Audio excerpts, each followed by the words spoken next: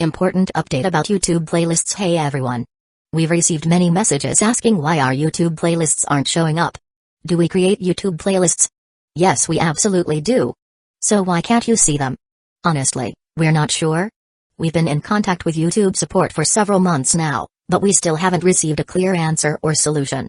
After much discussion, our team has decided to take matters into our own hands. We believe the issue might be related to the number of playlists we've created on a single channel, possibly too many. Our solution? We're launching 2 additional YouTube channels, giving us a total of 3. This way, we can organize our audiobooks better and avoid the playlist visibility issue in the future. This change only affects our YouTube audience. If you're a patron supporter, you can still access all our audiobooks by visiting the collection menu on Patreon. Thanks so much for your time and continued support. Happy listening, and he had modified them as well, like the common animals. As he approached the island from the sky, he found a battle taking place. Dory and Brogy were fighting against 2 huge T-Rexes, while they struck with their weapons in the areas they coated with hockey, causing a metallic sound. Nearby, Ecchi, Domino, Monet, Perona, Bonnie, Frank, Brooke, Foxy, Galdino, Lola, Bellamy, Bueno, Jabra, Bartolomeu, and Margaret, Wiper, Rocky, were fighting using hockey against various other dinosaurs that also had mastery of hockey. As on the previous island, the dinosaurs began forming their own society due to the high intelligence they received while their bodies were larger and stronger.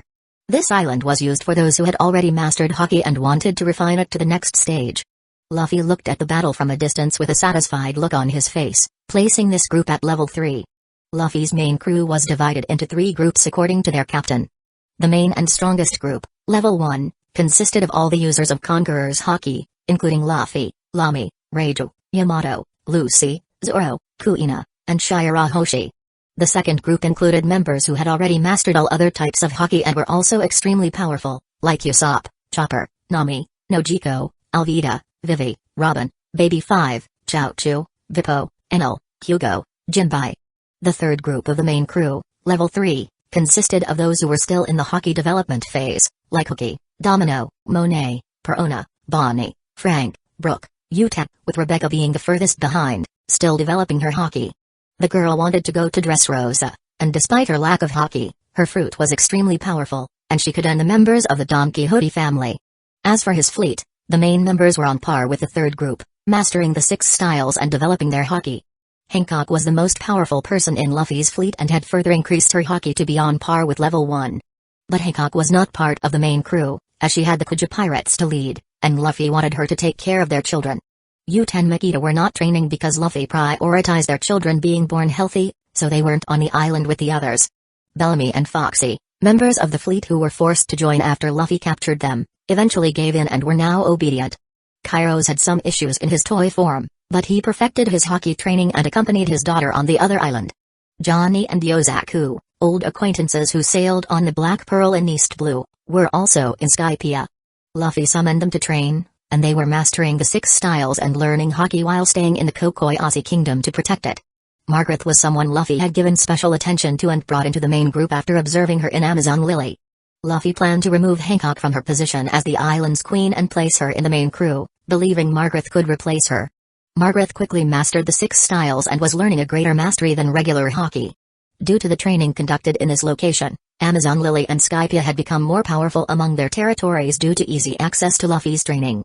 In the past year, he had formed a real army of 6 styles, while many main members from these countries and others Luffy had called to train were increasingly developing hockey.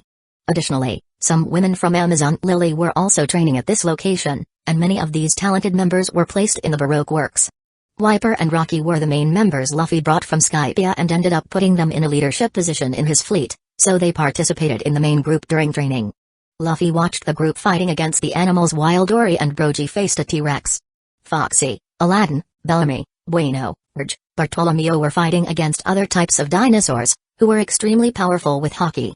They were under some pressure because their hockey wasn't fully developed yet, but many were close to mastering one of the types. The battle continued against the dinosaurs, and after fighting for a while, there was almost no clear winner, with most groups ending in a draw, except for a few winners like Ecchi, Bonnie, and Perona, the latter having a power that could easily defeat any opponent. We'll be back in a few hours and show them, won't we, Brogy? Said Dory with a huge smile. Definitely. Goodbye, Dinosaur-san. We'll see you later. Brogy replied, exhausted. Their routine was to fight each other for a while and then return after a few hours with some rest. It wasn't just the members who were learning and perfecting themselves, even the animals were learning. I need to get the last group of animals. Those monkeys on the island where Mihawk lives. But I don't know where he lives yet.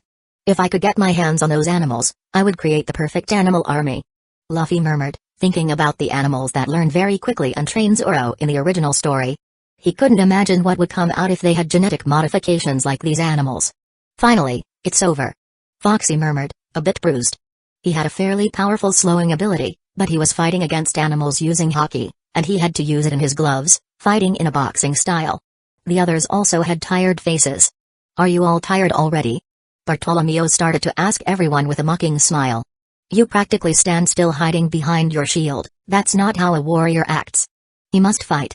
Wiper said with dissatisfaction. Bartolomeo was about to mock him, but when he looked ahead, he saw Luffy standing there, and he immediately opened his eyes with stars. Luffy-senpai! He exclaimed as he ran towards the captain approaching the group, catching everyone's attention. Bartolomeo! Luffy looked at the man kneeling in front of him, as he no longer turned to stone, but certainly acted like a crazed fan. My future husband! Lola exclaimed at the same time, while she jumped on Luffy with a bold smile, hugging him tightly and smothering him with her large breasts in his face. Hey, cut that out, you idiot! You're too forward! Bonnie exclaimed as she punched Lola off Luffy with her arm stretching. Luffy hadn't yet revealed who Joy Girl was, as Lucy hadn't completed her transformation. So, there was no point in mentioning it to her now, but Luffy did give some hints. Bonnie used the distorted future to transform her body into giant fists here and there while stretching along with her hockey. She was becoming extremely strong. Luffy wanted her to complete this transformation because that way, they would have not just one Joy Girl in the crew, but two, making them unstoppable. Perona also approached Luffy afterward, flying with her umbrella while Lola got up in the distance, unfazed by being punched. Luffy, you jerk, you finally showed up. Where's my hot chocolate that you promised? Perona immediately demanded, as it was a way for Luffy to motivate her to train. The girl was extremely lazy, and Luffy had to entice her with sweets. I want pizza too. Bonnie complained, crossing her arms. Alright. Galdino, I need a huge table. Luffy requested, and the man did as asked with wax. In a few seconds, the place looked like a dining room while Luffy summoned various things from the system, filling the table with all kinds of food for them to recover before returning to training. Well, this is your reward for training, he said as everyone gathered around, except for a few people. Is there Coca-Cola? A muscular cyborg appeared at that moment. Luffy took out a bottle of Coca-Cola and handed it to Frankie, who had modified his body over the last year and done various other things. Food, Dory. Yes, Brogy. The two giants approached and started eating while Lola also joined, offering food to Luffy, but he refused. Lola, I need to talk to you later, meet me at the depot at the end of the day. Luffy said to Lola. Of course. Lola replied with an excited smile. Luffy ignored the flirtation and went to another part of the island, where he found Margaret, who hadn't joined them at the banquet. She was bathing after training and quickly turned her face away when she saw Luffy approaching. Why weren't you with the others? Luffy asked calmly as he approached. Because I knew you'd come after me. She replied with a smile. And it seems I was right. She continued, while still washing a bit in the water, not caring if Luffy saw her naked. This woman had become his lover over the past year. Luffy ended up getting into the water with her, removing his clothes and spending a few intimate moments with the woman, who was riding on top of him in the water. You're going to the New World, right? Margaret asked beside him. Yes, I'll take the main crew and start a war. Luffy responded. Is there a chance I can go with you? She asked. No, you'll stay here. We'll first conquer the first part of that sea, then we'll go to Wano and bring the fleet. That's when you'll come into action. Luffy explained, while the blonde girl listened attentively. Can I join too? A new voice emerged as Margaret looked surprised, seeing Rocky, the Shandian member who flirted with Luffy because he was a powerful warrior who defeated Enel and ended up also becoming his lover like Margaret. Rocky immediately took off her clothes and jumped into the water with them. After another intimate moment, Luffy bid farewell to the two women as they returned to fight the dinosaurs again. Luffy resumed his activities on other islands and met Lola in the late afternoon at the metal depot, where only common ingots were stored. Lola, I need you to turn this into Wapole metal. The same, Lola metal that you like to use. Luffy requested. After that, we'll turn it into weapons in the factories. Lola smiled seductively upon hearing the request and began to undress in front of Luffy, the future pirate king or sea emperor, who looked at her with a raised eyebrow. How about this? I'll do it, but first, you have to satisfy me, she said with a provocative look. Luffy found himself in a dilemma but eventually gave in. Although Lola hadn't been his type before, she was now an extremely beautiful woman, perhaps even more beautiful than Hancock. He began to reciprocate her desire at that moment. Chapter 369, The Most Wanted Gang in the World. Luffy was sitting in his cabin while looking at the reports in front of him. The first paper was about mapping Skypiea, where every flying island had a purpose. The islands were summarized as follows. The main island, Skypiea, was structured into the upper yard and the City of Angels, which lay beneath in the Sea of Clouds. Amazon Lily, home to the Kuja pirates and the Amazons. Shiki's headquarters, where there was the main laboratory for animal modifications. Luffy built the weapons factory there while Lola transformed the metals they brought from other places, building weapons. Cesar Claus assisted in weapon creation along with Frankie, who also constructed a laboratory for his own creations. There were 5 islands with transformed animals, where they had already formed their own society and learned to fight all day long. One island housed dinosaurs. There was also Little Garden itself, where Luffy had asked Popo to remove the island from the sea 6 months ago and bring them to the sky, where he could have a large number of these dinosaurs for experiments, but the island was still untouched. It had many plants that Chopper used to make medicines. Setting aside the structure of Skypiea, he read another report about countries reporting economic growth, trade, and military strength while Luffy managed to improve the quality of life for the people living there. After all, they are his people and he wants them all to thrive. These reports were sent by Baroque Works, but now he set them aside as he needed to know about activities in the New World and his organization was not yet operational there. He dropped the papers and looked forward, as Jinbai, who had been out of Skypiea for the last few weeks, returned today with new reports Luffy had requested from the New World. Let me see them, Luffy requested as Jinbai approached, handing over the papers while Luffy began to read. Jinbai had been sent to Fishman Island and the New World to gather some information, some of it from Viola, his spy. Big Mom is still bothering to try and take Fishman Island, Luffy murmured as Jinbai nodded. However, she doesn't dare take it directly, Jinbai said. After all, Luffy had already shown that they could attack from a distance, and she wouldn't even leave her territory to take revenge on Luffy with him being able to attack them. So this year, she allied with Kaido and was waiting for Luffy to arrive in the New World. Fishman Island is mine, there is nothing to discuss about that, Luffy declared, and Jinbai simply nodded. Captain. Jinbai seemed hesitant as Luffy looked at him sighing. I know what you're thinking, Jinbai, but we can wait a bit longer. We'll be heading to the New World soon. A lot has happened in this half year since things completely changed in the New World. It won't be 1 or 2 days that will make a big difference, Luffy said. So we're going soon, Captain? He said with a hopeful tone. Yes, I want you to get ready, we'll be departing soon. We're in the final preparations, Luffy said as Jinbai nodded before leaving. Luffy sighed while reading the movements in the New World, first about the fall of Whitebeard 6 months ago. Since then, the remnants of the fleet have been fighting against Blackbeard and his crew, which also made the New World restless. After all, Kaido and Big Mom also took the opportunity to grab some territories. Ace and the other commanders fought tooth and nail, but in the end, they were losing in a scenario against 3-4 Emperorsus. Now that Whitebeard was also recognized by the world as such, only maintaining some of the territories trying to protect them. Luffy was a bit sad about the death of Whitebeard. His last farewell with the old man was really as he had foreseen, the last contact he had with the strongest man in the world, but there was nothing he could do about it.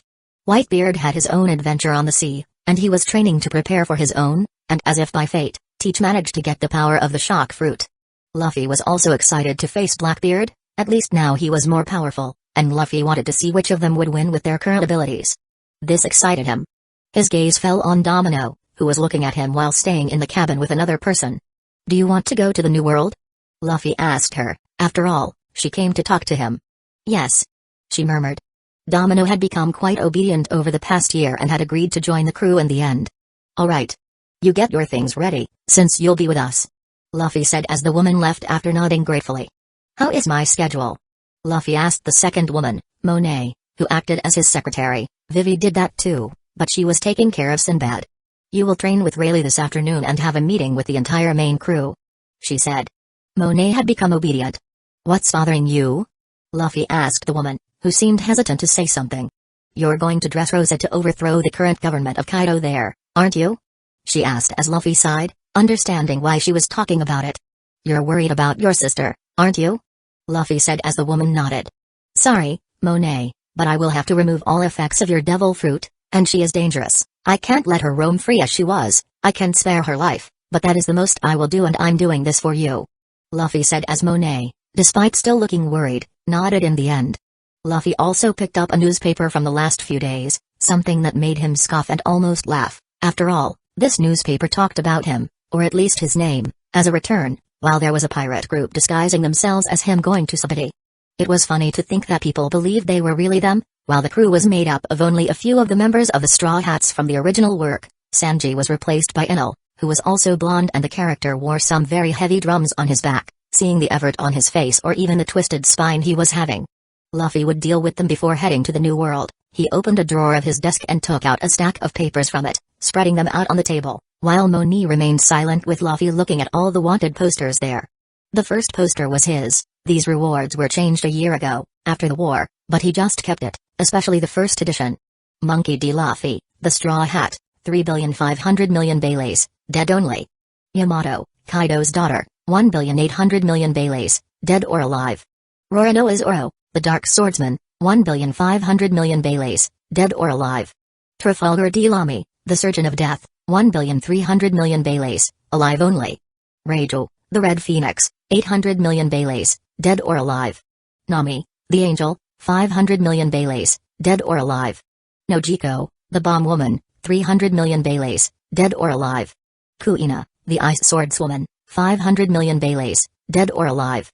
Alvida, the Merciless, 200,000,000 Baileys, dead or alive.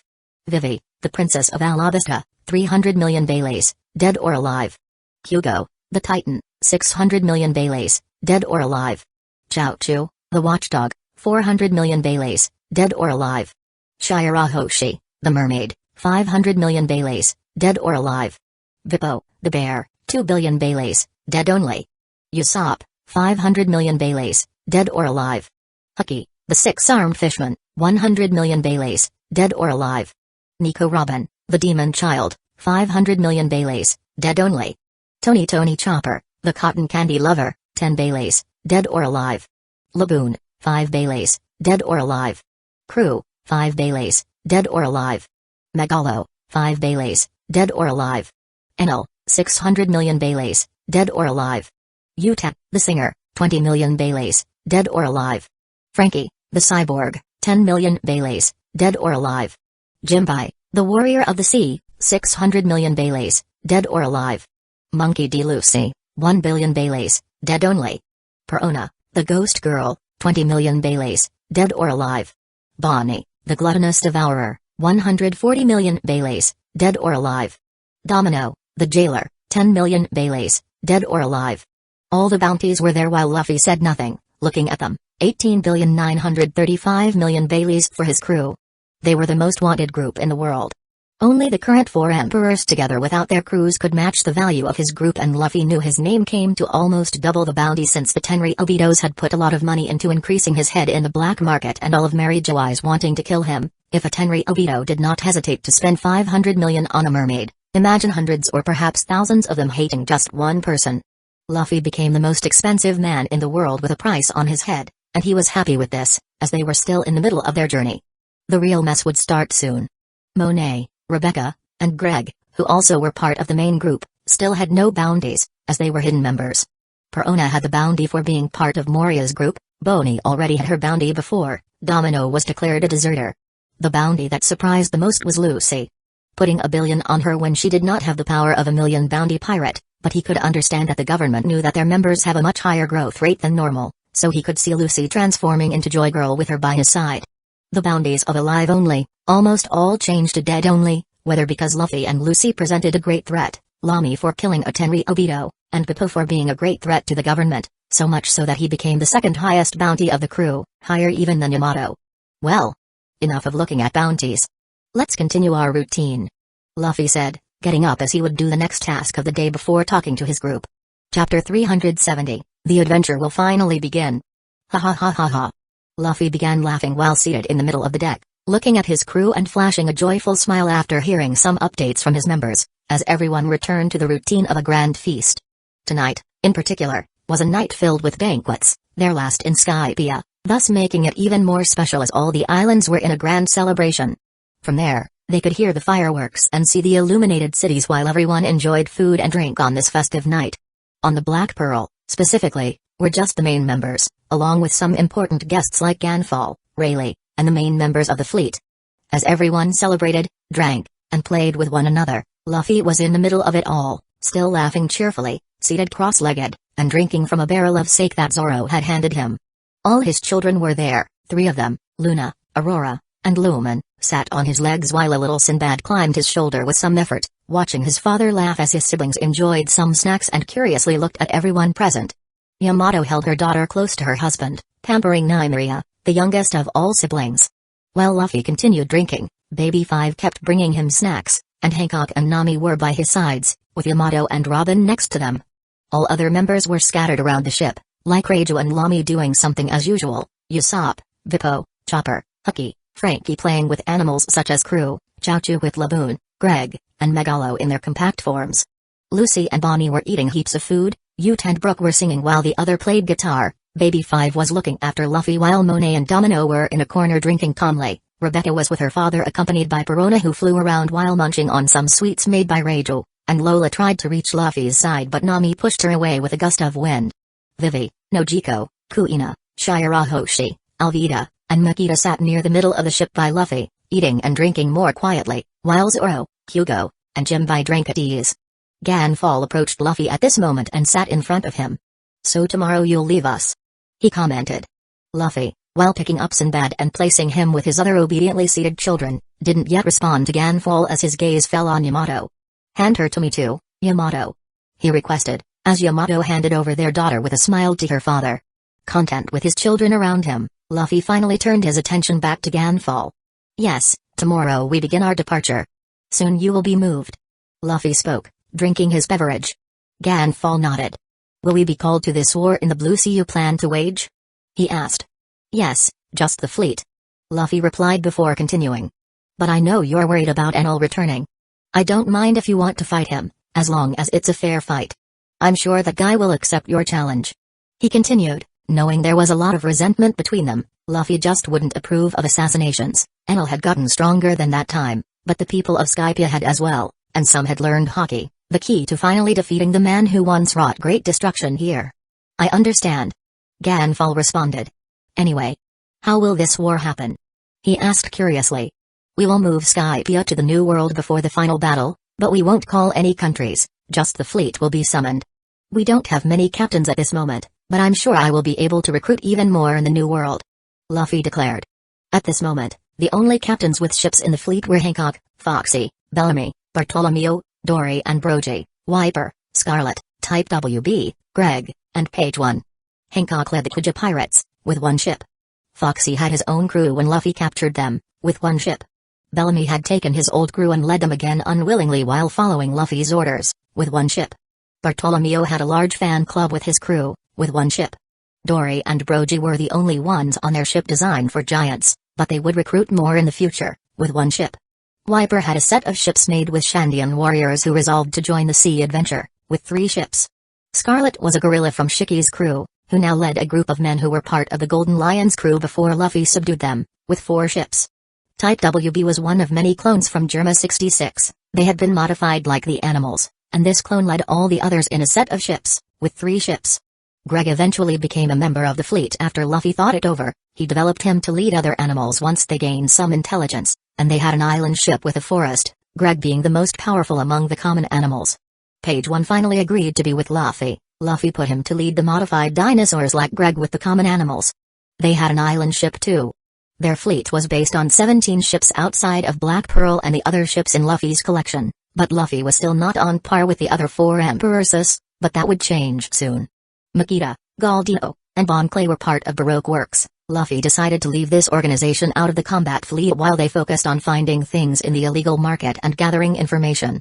Bueno and Jabra also joined this division, while Luffy put Lola to stay in Skypiea, and although Kairos accompanied them to Dressrosa, he would be part of Dressrosa's army for the final war. The fleets were for wars against the Marines and 4 emperors. The armies in the countries were designed for Order 66, in the World War. "This will really be interesting. It's a shame that training is finally over."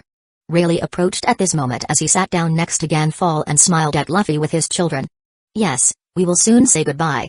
But you've helped a lot," said Luffy, looking at the old man with a small smile. "Have you mastered the voice of all things?" Rayleigh couldn't help but ask.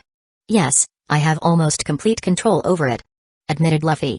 "After all, now I can hear any object, anything in this world." He spoke, now understanding how Roger did it with the poneglyphs, able to hear their meaning. "You will certainly make history in the new world," continued Rayleigh. "However, that technique you possess, it's a shame I'm too old to learn.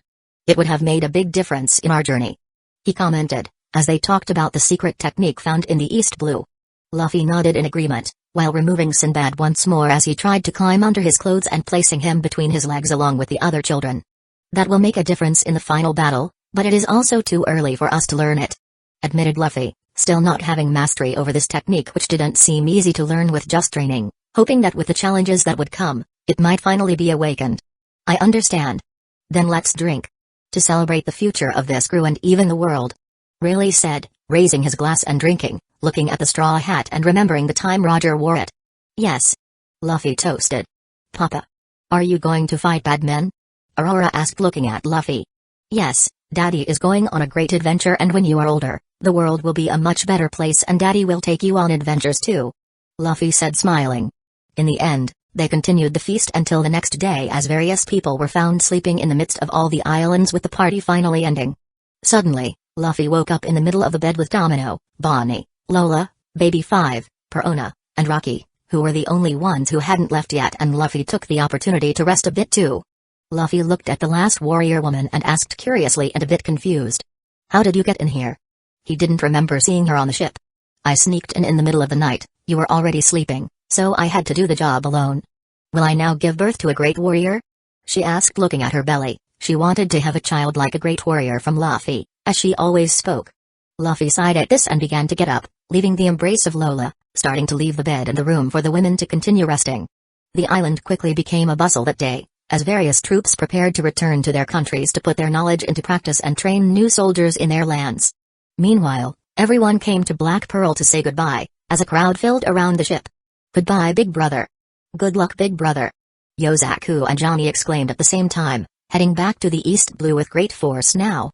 "Goodbye, Luffy-sama," the other members shouted. "Good luck. Soon we will head to the New World to fight with you. We will defeat anyone. No one can overcome the situation," the entire crowd exclaimed. At that moment, Hancock appeared on the ship and looked at Luffy. "I'm coming with you, it's decided." She stamped her foot. Her sisters shook their heads with Gloriosa beside them. Luffy approached his first wife. "Hancock, I need you to stay a bit longer. I want you to take care of all my children," he requested. After all, he would have to leave them in Skypiea.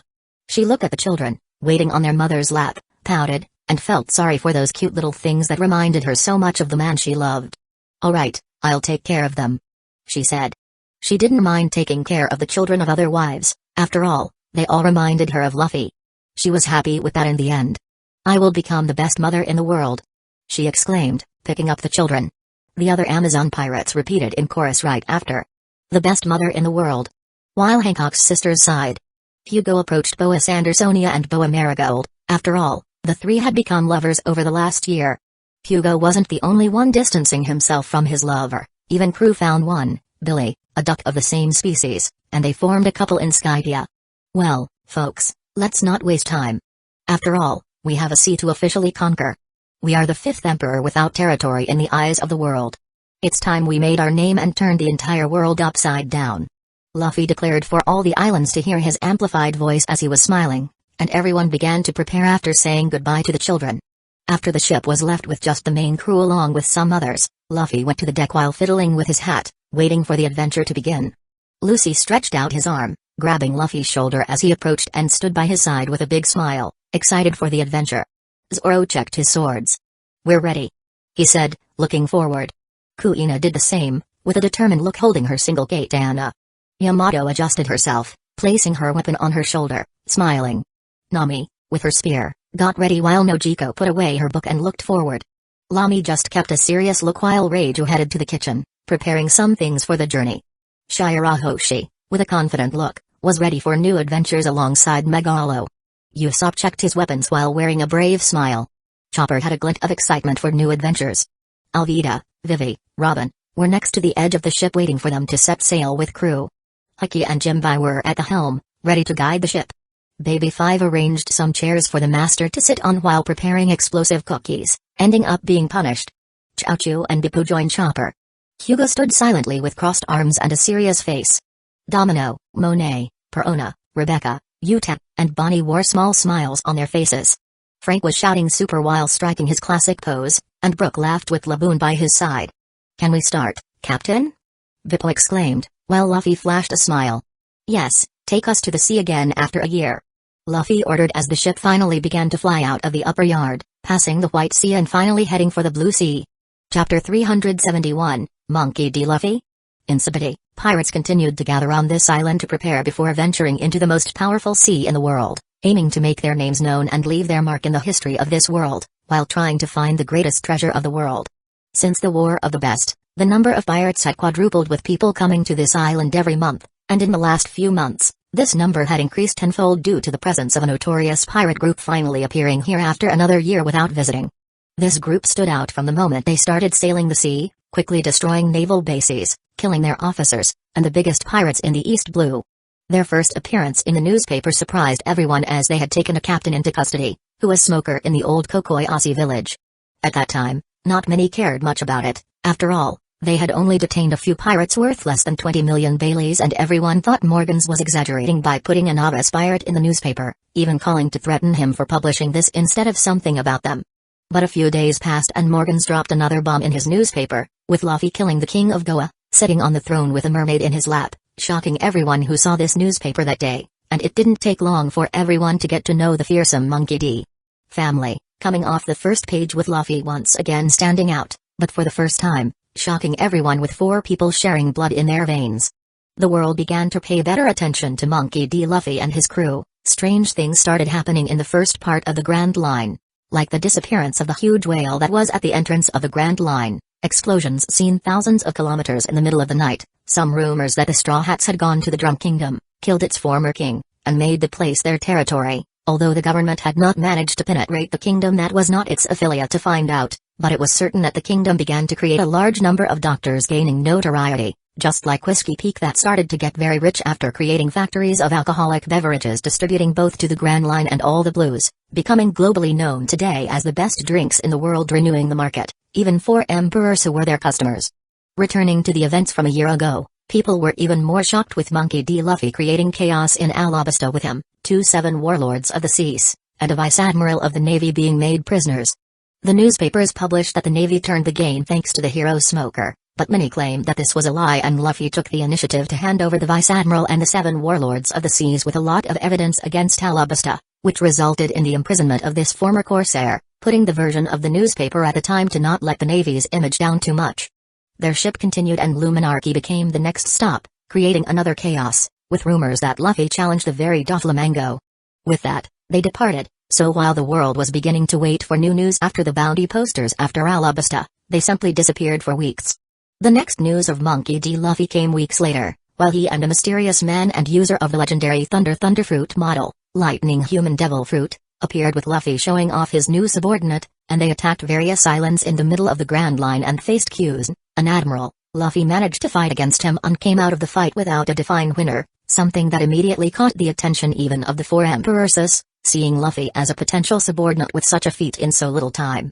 And the world trembled once again, because after the event with Q's, he faced along with his new companion, Doflamingo and Jack, the Drought. It was not enough to face a third 7 warlords of the seas in so little time, but one of the 3 calamities of Kaido. Then the newspaper published the destruction of the island along with the defeat of their adversaries, making it clear that besides defeating one of Kaido's main commanders, he even declared war and called Kaido his father-in-law, saying that he was going to marry his daughter, revealing that Yamato, his vice-captain, was the daughter of the strongest creature in the world. After that, he disappeared. Some rumors say that he entered the calm belt and encountered Hancock, taming her somehow after defeating her, as they say, after what was seen in the war. Then, the Straw Hats remained inactive for months after Jaya. There were rumors of Monkey D. Luffy being in the South Blue, on a music island, but no one knows for sure if these rumors are real.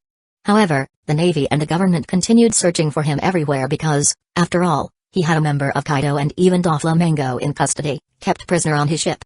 It was only after a few months that they returned, and their first stop was Water 7, putting the entire island in a state of panic. They quickly started chaos and captured a government team secretly planted in this place for years and asked for a negotiation with the government. The island chosen after the government accepted the pirates' demands was a nice lobby, and with more than 10,000 marine soldiers, 10 vice admirals, and 1 admiral, the Straw Hats did not seem afraid and went to the island, which soon led to a great conflict revealing partly the strength this crew represented. None of the Marines' major forces could really stop a Straw Hat while fights were happening all over the island. At one point, Luffy began to attack Ecchi and defeated him, but this caused the Navy to send a second admiral, Kizaru. Monkey D. Luffy appeared in the newspaper fighting against 2 admirals at the same time, showing that his strength was still underestimated by the whole world. In the end, Inai's lobby was destroyed. The Navy might not have had many losses, but they came out as losers while Doflamingo left without an arm and fingers in a comatose state from the place, as the Straw Hats moved away from the place. The next major event was Sabaody itself while the whole world watched Luffy and his crew beat several Tenri Obitos on the island, which left everyone shocked. He fought again against Admiral Kizaru, this time defeating an admiral in front of everyone, and fought against a golden monkey that few knew, causing chaos throughout Sabaody until things finally calmed down, although the island was in chaos for many days. But this did not last long. After all, news of the execution of Portgas de Ace clouded the Straw Hat at this moment, while everyone saw the next war happening at sea, being the biggest of this era since Roger put everyone in the sea. The Straw Hats disappeared and the war began. Everyone was stunned with Ace being declared the son of Gold D. Roger and the fight with the Whitebeard pirates began. However, in the midst of the war, the world once again paid attention to Monkey D. Luffy, who emerged in the middle of the war with a grand entrance, displaying several Tenri Obitos tied to his ship. Besides declaring that he was Ace's foster brother, he challenged the Navy and mainly the world government, executing a Tenri Obito, a scene that no one in this world had seen and left everyone shocked by it. Luffy did not limit himself to just killing a world noble in the eyes of the world. He and his crew turned the whole war around, showing that once again, everyone had underestimated the Straw Hats. The Navy began to lose ground and soon found themselves cornered. Monkey D. Luffy was facing 3 admirals at the same time with everyone witnessing. They managed to free Ace and Agorosai appeared in the middle of the battlefield. But then it happened, when everyone expected Monkey D. Luffy and his crew to be cornered at Manaford, Luffy appeared and demonstrated a power that many claim was a myth. That no human should have so much power. He had shaken everyone. He simply beat one of the men who ruled the world and sent him into space with almost everyone claiming that he killed him, able to see his comet every month. If the war had already shocked everyone, the news that Monkey D. Luffy had entered Impel Down, and rescued some of his crew members and the prisoners they saw at Manaford added another touch of grandeur to Luffy and his crew. There were many reports of him appearing here and there, but nothing with much proof. Monkey D. Luffy then disappeared with his bounty of 3.5 billion. Making the world wonder where he was and what he was doing. The government had sent agents to all possible islands across all the seas, but with no success in finding him.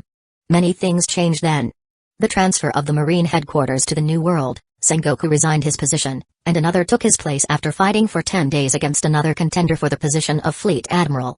Whitebeard shocked the world with the news of his death, and the New World became a great chaos after that as 4 emperors tried to steal pieces of Whitebeard's territories, mainly Big Mom and Kaido. While a new rising 4 emperor appears, being Blackbeard, leaving everyone shocked with him possessing the power of the Earthquake Fruit model, Tremor Human Devil Fruit in addition to his Dark Devil Fruit, and everyone has been talking about him ever since as he cements his position in the New World as a 4 emperor as well.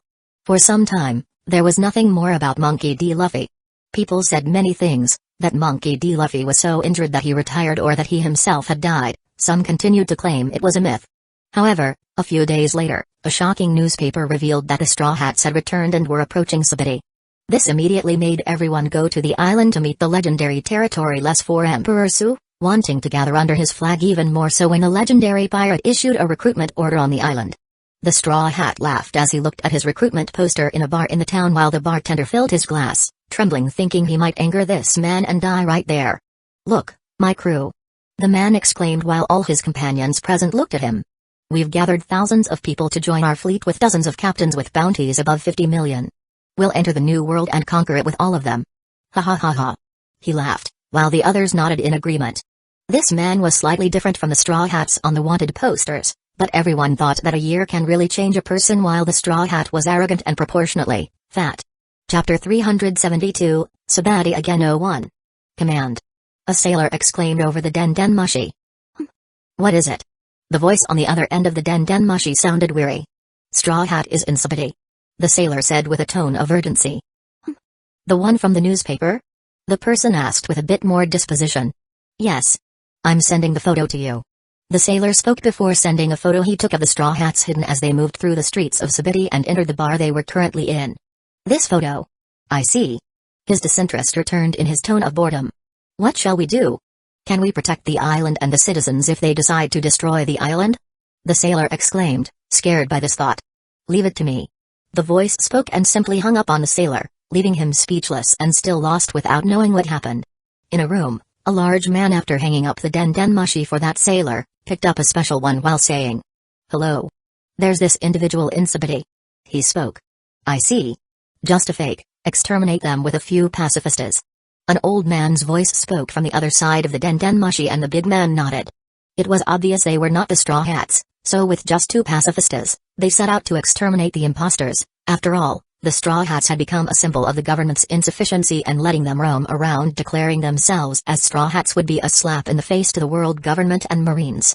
Although the man on the den mushi didn't care much, and only asked to send 2 pacifistas, other people in Maryjois were already aware of the appearance of the straw hats and began demanding the worst kind of death for them, and several Cypher Pol agents, forced to obey orders from the Celestial Dragons, had to immediately leave the city and bring back the heads of those men in the newspaper. After all, the Tenri Obito hated Luffy more than anyone else in this world.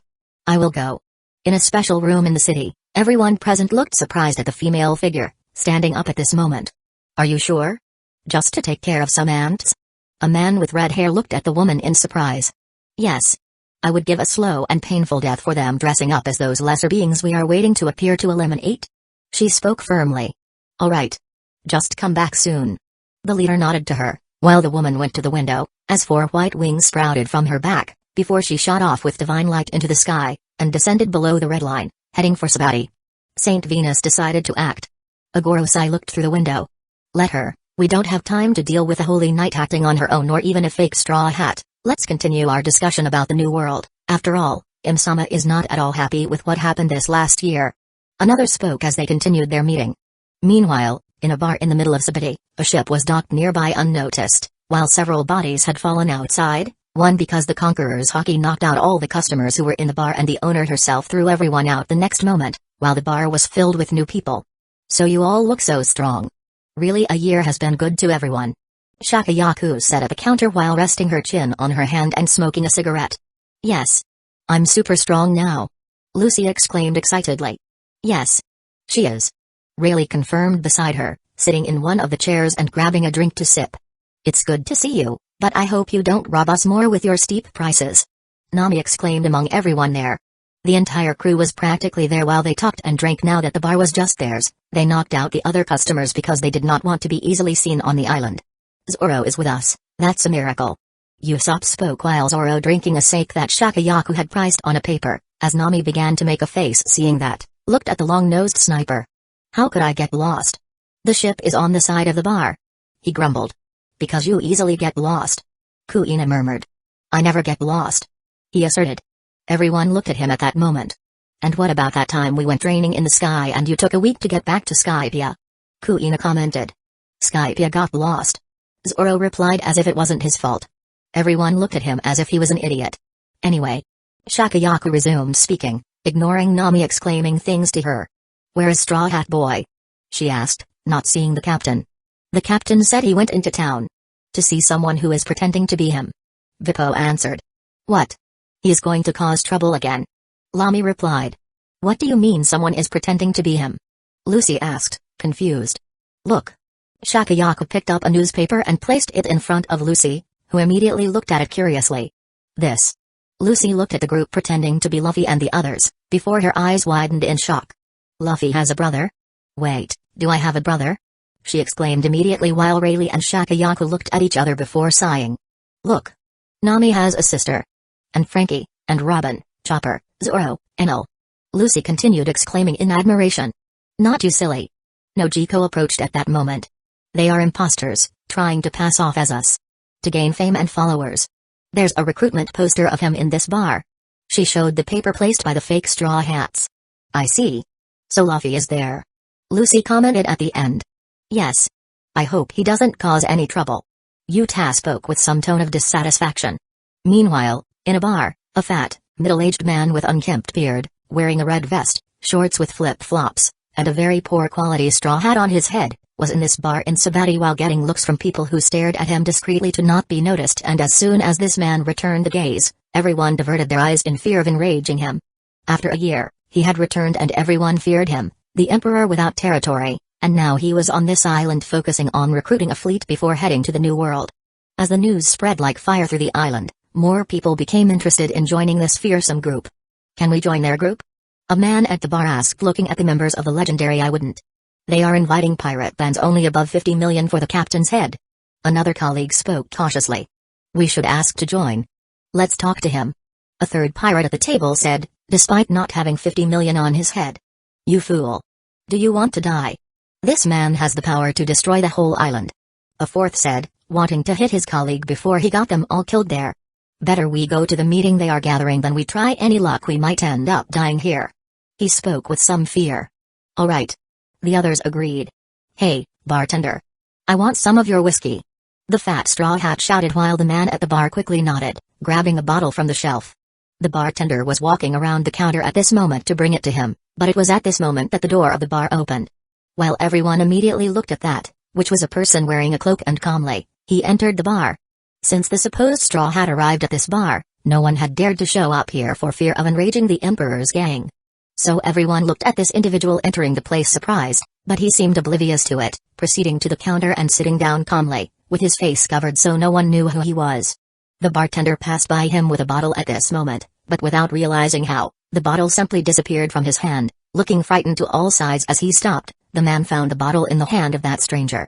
He shocked everyone in the bar immediately, while the bartender became desperate. "Sir, that bottle was for an important client. You can't take it, please give it back, otherwise you and I will die terrible deaths," he exclaimed immediately. But the hooded man didn't care. Calmly, he removed the cap and began drinking in front of everyone, leaving them with their eyes wide open. Does he know what he's doing? He's drinking Straw Hat's drink. Does this guy not know what he's doing? He must be a lunatic seeking fame or trying his luck at provoking Straw Hat. The onlookers whispered. "My lord, you shouldn't have done that." The bartender began to tremble. "Get out of here now, or he'll kill you," he continued, not sure if he would survive this himself.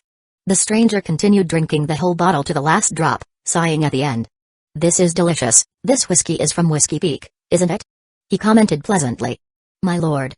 The bartender didn't know how to respond to that, while a shadow appeared behind him at this moment, making him tremble, and he cautiously looked back, while everyone in the bar watched with some fear. The bartender looked back and saw the supposed Straw Hat himself, who was glaring angrily at the stranger. Everyone in the bar stopped breathing, believing they were about to witness the cruel execution of this man who had challenged the one who alone had faced the Navy and the world government. "Hey, do you know who I am?" Straw Hat spoke with eyes as arrogant as his voice, while he took his pistol from his pocket and began to raise it to aim at the stranger's head. "I don't know. Can you tell me?" The man replied calmly with his young voice, which made Straw Hat even more furious.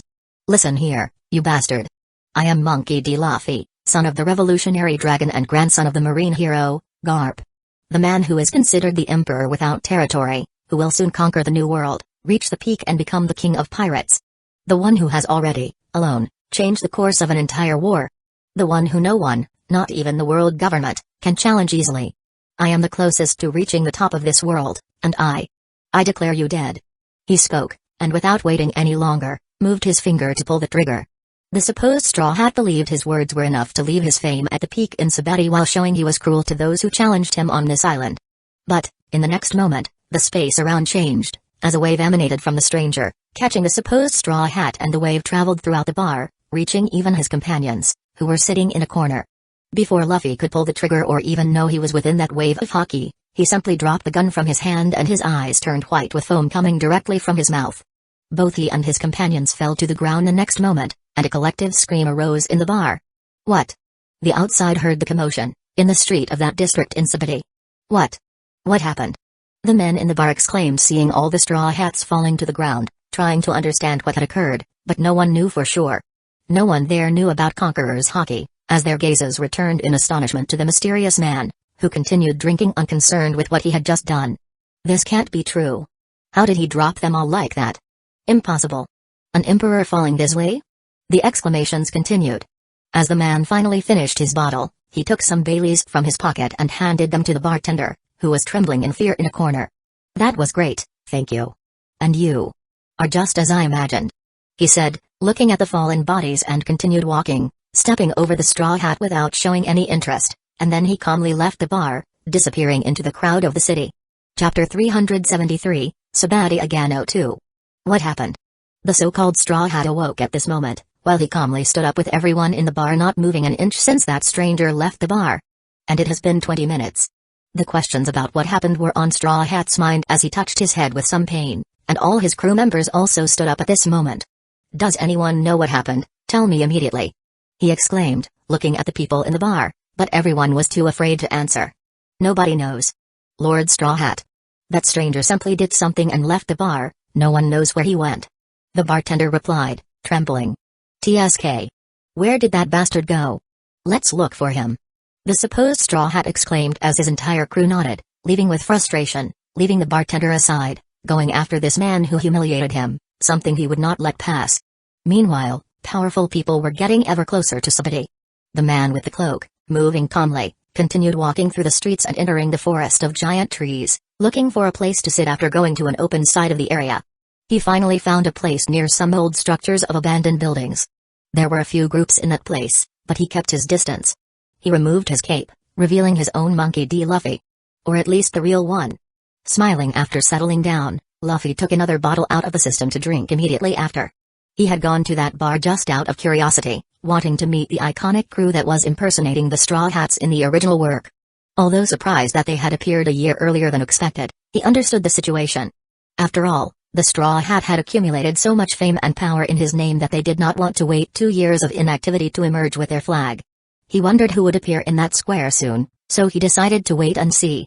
After all, this would be a good opportunity to start recruiting some groups that interested him for his fleet, if they pleased him. He remained there, feeling someone approaching. A woman descended from the sky with her white dress and approached Luffy. She looked where he was, observing how a crowd was beginning to form in that space. "What are you doing here?" Ute asked, squatting down next to him. "I'm just enjoying Sabati," Luffy simply said while drinking. "I see. But then, you don't mind if I stay by your side, right?" she asked. Luffy just smiled while wrapping his arm around her waist, placing her by his side. Ute eventually moved her head to her husband's shoulder, both watching the square calmly. The search for the supposed Straw Hat by the mysterious man ended up being a frustration for the fake pirates.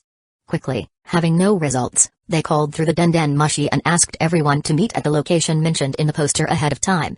After all, the recruitment would begin soon. The crowd began to grow while Luffy continued at a distance, along with Ute, watching more and more groups gathering. "Wait, this is what we saw in the recruitment paper. Those people are pretending to be you and many of our crew," Ute murmured in surprise, now seeing what this crowd of pirates gathering here was about. "Yes, it will start soon," Luffy spoke before opening a smile, before he glanced at the crowd a bit surprised by who was there. "So he is here," he murmured with the appearance of some members he did not believe he would see there this year. "If that mud guy is here, I won't treat them like the Straw Hat did in the original," he decided and waited. Then, after a while, the crowd went into a frenzy with the arrival of the main group, as the supposed Straw Hat approached the place. "They are," Ute murmured. "Yes, let's see what they are going to do," Luffy said. At any moment, he could simply unleash his King's Haki and knock down the whole group, but he found it amusing. He also began to sense the approach of the Navy, which was starting to encircle the area, even some sailors trying to come to where he was. Unseen, he released an invisible wave of Haki, and the whole group of sailors who might encounter him as they advanced to the crowd, while he still observed the meeting. "Listen up, everyone," the supposed Straw Hat exclaimed, already on stage, with his crew behind him, addressing the entire crowd. "Today, you will have the honor of joining my fleet, where we will immediately head to the New World for the first time and dominate the entire sea, with no one able to stop us.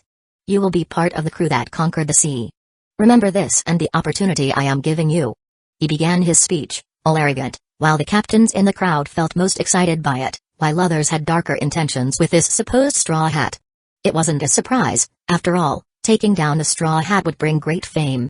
He continued exclaiming his words when, suddenly, he went to the edge of the stage and started on the matter that weighed on his heart. "Listen up, everyone.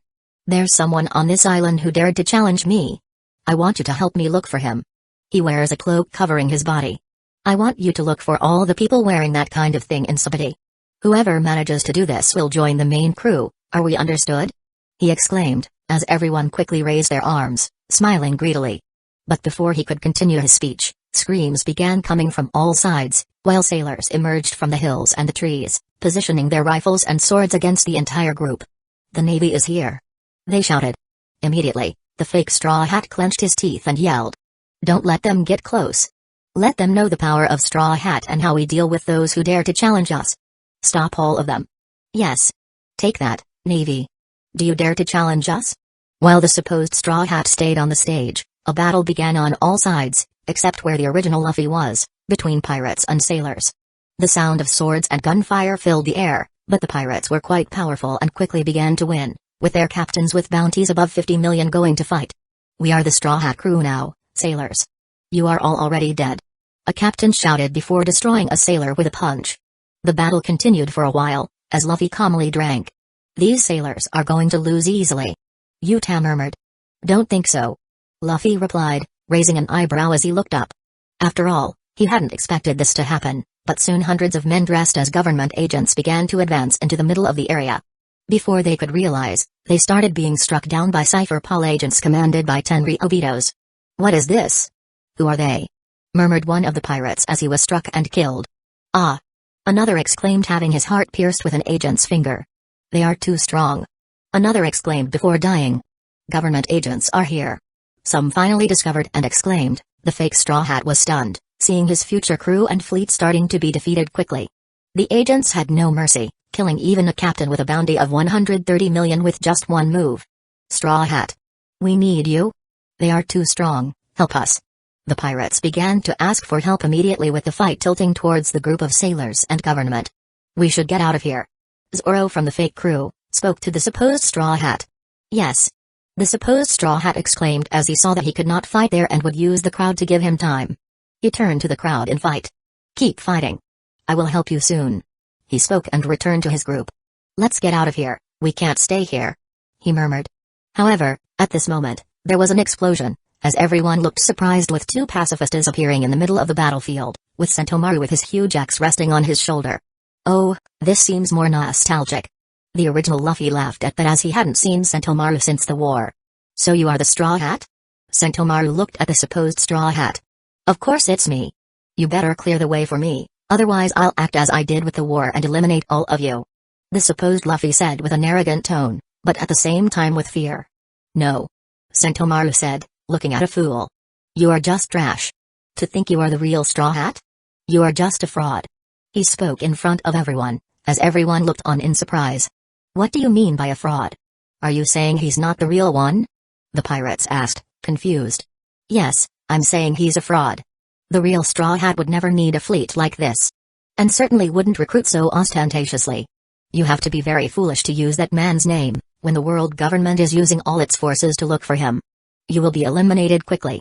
Sentomaru declared, as his pacifistas began to attack amidst the crowd, firing beams from their mouths, and the agents continued to kill other pirates using the 6 styles.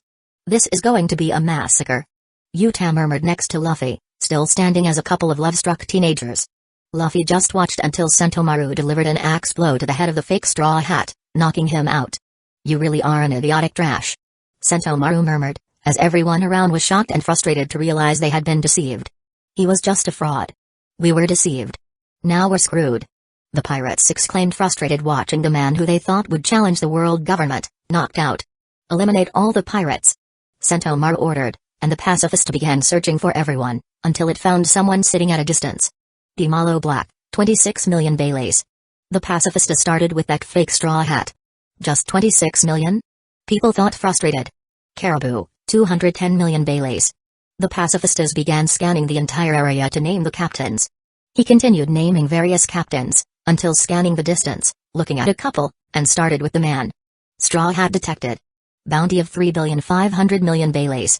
The pacifista spoke, while everyone looked at that moment, including Sentomaru, who looked shocked at what he heard. What did you say? Repeat, PX12. Sentomaru exclaimed with some fear in his voice as everyone there paid attention to him. Straw Hat detected. Bounty of 3,500 million Baileys. PX12 repeated. Where is he? Sentomaru murmured, while the pacifist simply opened his hand and fired a beam, which advanced through the crowd. Everyone watched the beam cut through the air until, at a distance, it approached two people. Before hitting them, one of them simply slapped the beam, causing it to fly up and explode near the giant trees. "You should be careful with those pacifistas, Sentomaru. Aren't you seeing that I'm in the middle of a date with my wife?" Luffy's voice was heard as the whole place fell silent. "It can't be," Sentomaru murmured with a trembling voice. "Well, it looks like I'm going to have to act," Luffy said as he stretched, looking at his wife. "I'll be right back," he said and disappeared. "Well, it looks like this guy was pretending to be me," Luffy spoke calmly, appearing behind Sentomaru and the pacifistas without anyone being able to perceive or follow his speed. Luffy looked at the fake straw hat with interest, as everyone around kept their eyes fixed on him, holding their breath. A real emperor. They murmured, trembling in the presence of Luffy, who had a very different atmosphere from the one who was pretending to be him. "I can't even breathe or move. So this is what it's like to see someone who is at the top of this world in strength." The pirates continued to comment among themselves, while the sailors sweated, believing they would die there. Even the agents, previously confident, took a step back, knowing that if they were dealing with the real Straw Hat, death was certain for everyone there. "It's good to see you back, Sentomaru, but I'm going to take a few members here and then I'll take my leave." Luffy spoke calmly and even politely in a playful tone. Sentomaru was very scared now, and before he could react, a burst of haki erupted from Luffy.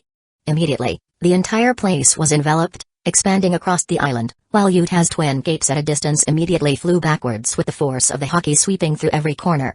At Shaki's bar, everyone immediately felt the haki and raised their heads in the direction it came from, wondering what Luffy was doing. The entire island began to be enveloped by his haki, and in the next moment, everyone at that place began to fall, whether pirates with bounties of hundreds of thousands, government agents, or even Sentomaru and the navy.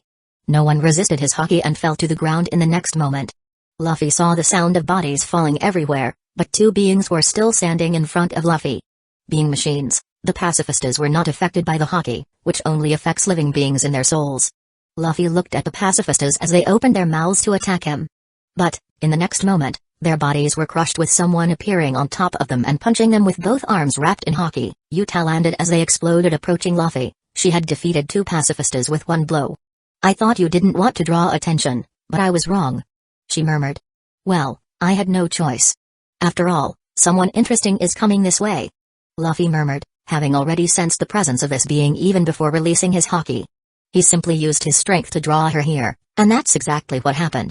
Something fell from the sky like a meteor, near them, making Yuta look up, slightly scared, feeling that she could not defeat this person while her instincts told her to flee. Meanwhile, Luffy calmly looked at the debris and smoke being dispersed, revealing a beautiful blonde Tenri Obito woman with 4 wings on her back. "You!" The woman spoke, looking at him angrily. "I don't know who you are, but I didn't know the Tenri Obitos could produce someone so beautiful," Luffy commented, looking at the beautiful woman who stared at him as if he were already dead. Chapter 374, Sabati again 03. Despite Luffy finding the woman in front of him pleasantly beautiful, his eyes soon turned serious, knowing he was dealing with someone quite powerful. "Yuta, get out of here immediately," Luffy said, as the girl nodded, jumping back. However, the woman in front did not seem to let her go so easily and advanced the next moment, her wings flexing back, and she sped forward, creating a spear in her hands with a white light similar to Kong's, summoning her staff. But, as soon as she moved to stop Yuta, she was immediately halted by Luffy's sword, with an explosion cracking the ground the next moment. Luffy looked at her with a tone of disapproval.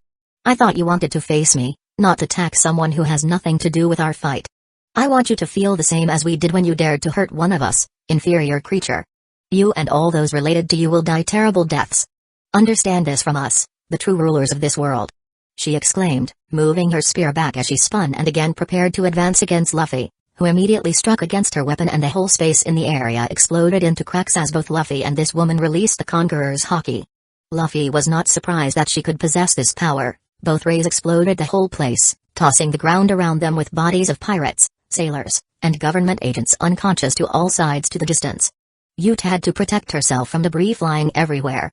The woman moved away amidst the dust, while Luffy watched with observation haki, as she simply made the spear glow and transform into another weapon, sketching an arc, showing the next moment this weapon and beginning to pull the string with a white arrow materializing in the air to be launched at Luffy. Luffy saw this and smiled, adjusting his sword waiting for the attack. The arrow was fired the next moment and it met Ace before reaching Luffy, The metal against the arrow at high speed, flying to one side before exploding in a white flash. Other arrows quickly were fired. Luffy used just the sword, but it was enough to control and deflect the attacks as they fell to all sides. Each time an arrow hit somewhere, a huge explosion occurred while the entire space disintegrated, turning the hit area into a kind of ash. A bit different from Kizaru's ability, all matter turned to dust and more arrows continued as the woman with 4 wings moved her arm so fast it was no longer visible, launching consecutively, hundreds of flashes while Luffy began to defend rapidly, his arm also, well it was seen moving appearing just a blur, as both continued for the next seconds without anyone moving. The explosions were not limited to there, as some arrows flew to the sky, falling in various parts of the island. An entire building was hit near Sabati Park. Boom, what's going on? Run. Screams began to be heard throughout the island with citizens immediately running in this chaos. What's going on over there? Vivi murmured in the bar, hearing the explosions from afar, while everyone looked to that distance and also by the shock of 2 conquerors' hockey spreading across the island, recognizing Luffy's. Luffy is fighting against someone powerful. Usopp said, scanning with hockey several kilometers ahead until he found Luffy very close, as he fought against a woman. Returning to the fight, Luffy immediately continued defending, and his sword began to summon a red lightning, releasing his devil fruit power, charging as the woman continued launching divine arrows at him, but raising an eyebrow feeling the next second he attacked with his future sight. Luffy took advantage of a few milliseconds from one arrow to another to counterattack. He launched his sword with red electricity forward and the attack quickly ran up to the woman, while a scarlet explosion advanced against her.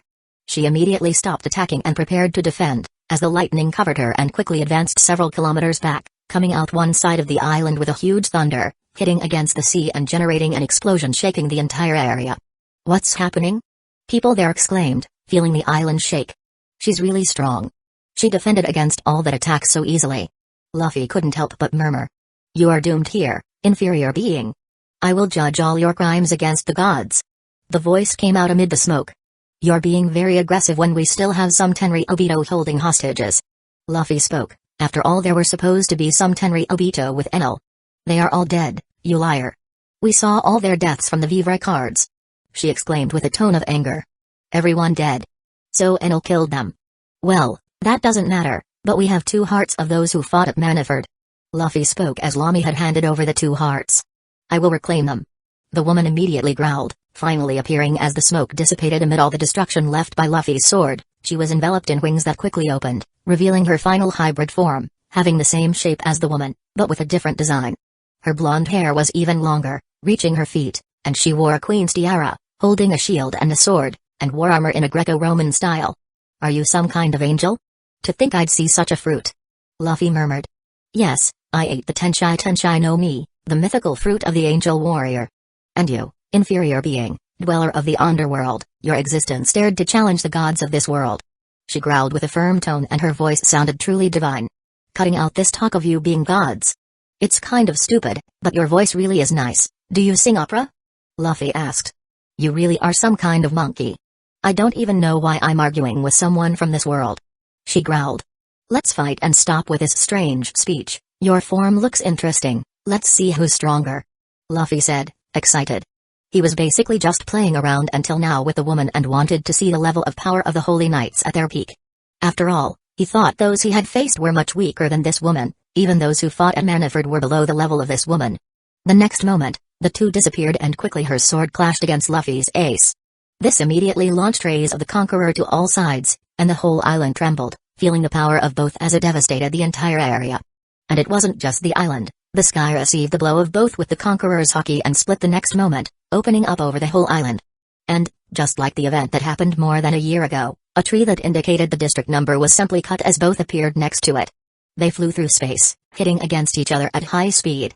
In the city, people were already scared by the tremors, but suddenly they heard explosions coming their way and barely had time to react or even see the 2 people fighting above them, only seeing the glows of the attacks and the wind they left behind, continuing to fly across the island, fighting against each other. Well, this is quite fun. Luffy spoke, while he seemed to fight with the same intensity as he did with Kizaru at this location and he wasn't even using his fruits properly. At one point, the woman began to get frustrated, seeing her attacks being repelled, while she struggled to attack him. She immediately began to glow, moving away a bit from Luffy, as he watched her. The next moment, she began to divide into 3 more parts, creating clones. The white aura clones, identical to her, One using a spear appeared beside her, and another using a bow appeared on the other side, while the one in the middle continued using sword and shield, being the original. If that's the case. Luffy smiled. Then I'll transform into a black angel, he said, and immediately, huge black wings began to sprout from his back, larger than they used to be in Phase 1 more than a year ago, as they opened. It doesn't matter, I will kill her right here. The three said simultaneously with an arrogant tone, though a bit surprised by what they were seeing. Immediately, a battle began as the spear-wielding angel and the main angel with shield and sword advanced towards him. The archer angel began to attack from a distance, while Luffy immediately flapped his wings and advanced against his three opponents. Flashes of light began at this moment as Luffy used the Conqueror's Haki, embedded in his weapon, fighting the two to try to even the odds. He parried the spear and dodged the sword, while counter-attacking the main body. She put up the shield to defend with Luffy noticing that shield was quite powerful. He had to flap his black wings to disappear into the air as white light arrows flew towards him, but he managed to dodge by mere inches as she used future sight to follow him. The arrows hit the ground, causing it to explode and turn to ashes. And the battle had just begun. As Yuta quickly approached the location, watching Luffy fight, while Zoro reappeared along with Yamato, looking curiously at the fight happening among the tallest trees in the air. Who is that fighting against Luffy? Asked Yamato. From what Luffy said, she's a holy knight. Yuta replied. Really? Yamato murmured in surprise. A holy knight? We haven't even entered the new world with me, and we've already found one here. Zoro responded. This one is different from the others. Yamato murmured. Luffy was flirting with her. As always. Yuta crossed her arms with a dissatisfied tone. The fight continued while the woman grew increasingly frustrated with Luffy being able to keep up with her, and Luffy flashed a smile. Despite having to dodge several times, he was not touched once. Finding an opening, he quickly flapped his wings and advanced, grabbing the spear-wielding angel, knocking his weapon away while slashing him with that opening. He immediately shone and disappeared. The archer angel launched a series of arrows at Luffy, who quickly wrapped his sword with Haki and electricity, striking against the attack that seemed to hold it for a moment, before wrapping it in red electricity and hurling it against the one who had generated it. The angel woman was surprised by this, as she saw another attack with the other arrows being accumulated on the sword and advancing towards the original soon after. The archer woman couldn't react as the attack exploded on her, as the arrow became even faster with Ace's electricity. However, the original raised her shield as the attack hit it. The shield did not explode as Luffy thought, it just glowed as strange symbols around the metal shone white. You see? This shield can reflect everything, she said, as the shield fired the attack back at a surprised Luffy, who ended up receiving it without being able to react even with future sight. It also doubles the attack. Have you fallen already? The woman seemed to crack a victorious smile. That's a nice move. Luffy appeared in the midst of the smoke, just spitting out a bit of blood before flashing a smile at the woman. If you weren't someone with such a sick god complex, I'd even ask you out, considering I hate Tenri Obito and their ilk. Luffy said as the woman raised an eyebrow at him. Blasphemy, you think I would go out with an inferior being like you? She growled and prepared to attack him. Let's continue. Luffy spoke, maintaining his rogue smile. Chapter 375, Sabaody again 04. The battle between the man and woman continued to spread throughout Sabaody. Even the other Straw Hats had to step out of the bar to see what was happening. It didn't take long for them to see Luffy running, flapping his wings through the forest, knocking down a tree here and there while many places exploded with clashing energies as he fought against the woman. At the same time he was launching lightning with his sword, the woman defended herself with a shield, reflecting and throwing back the attacks. The battle was between winged beings, and Luffy even looked like an angel while fighting the woman who was determined to destroy him. This perception was not limited to the Straw Hats. Others noticed it too, despite the sailors who were in reserve and at bases, monitoring the entire operation, were frightened by the fight on such a scale, yet unaware of who was involved. Commander Sentomaru. Commander Sentomaru. Commander Sentomaru. Calling his name several times, Kizaru's nephew finally managed to move his still closed eyes as he woke up in an area completely destroyed by Luffy's initial clash with the woman. What's happening? He murmured then, in the next moment, explosions came from the sky before another tree was cut down and an attack blew up an entire column, disintegrating it not far from where he was, staring with wide eyes. He quickly grabbed his special Den Mushi, making a high-level call to Mary Jo Eyes. Straw Hat is in Sabaody. The real one has appeared. He exclaimed. What? Tell me exactly what's happening. We're getting some reports from Sabaody. The voice, initially surprised, returned to a calm tone asking about the situation and he began to recount everything that happened. I see, let's see what we can do. A voice from one of the four elders responded from the other side. Then he just hung up the Dendenmushi and continued to observe all the chaos being created, merely watching the ongoing battle as a spectator. So he's back. One of the elders said in a somber tone. After we thought we were just dealing with an imposter. The real one appeared. Another spoke in a somber tone. But we still don't have the project ready. It's so close and now we have a chance. The third elder spoke in a frustrated tone. Yes. In the end, it's not worth it. It's still risky to send forces. The fourth spoke. We should send Venus again to come back and not prolong this fight. After all, Sabati is an important place. Another spoke. Call her. We can't destroy Straw Hat here, but soon. When Dr. Vegapunk finishes creating the mechanism here in Mary Joy's, we will attack and even use Uranos. If Imsama wishes. He concluded the discussion.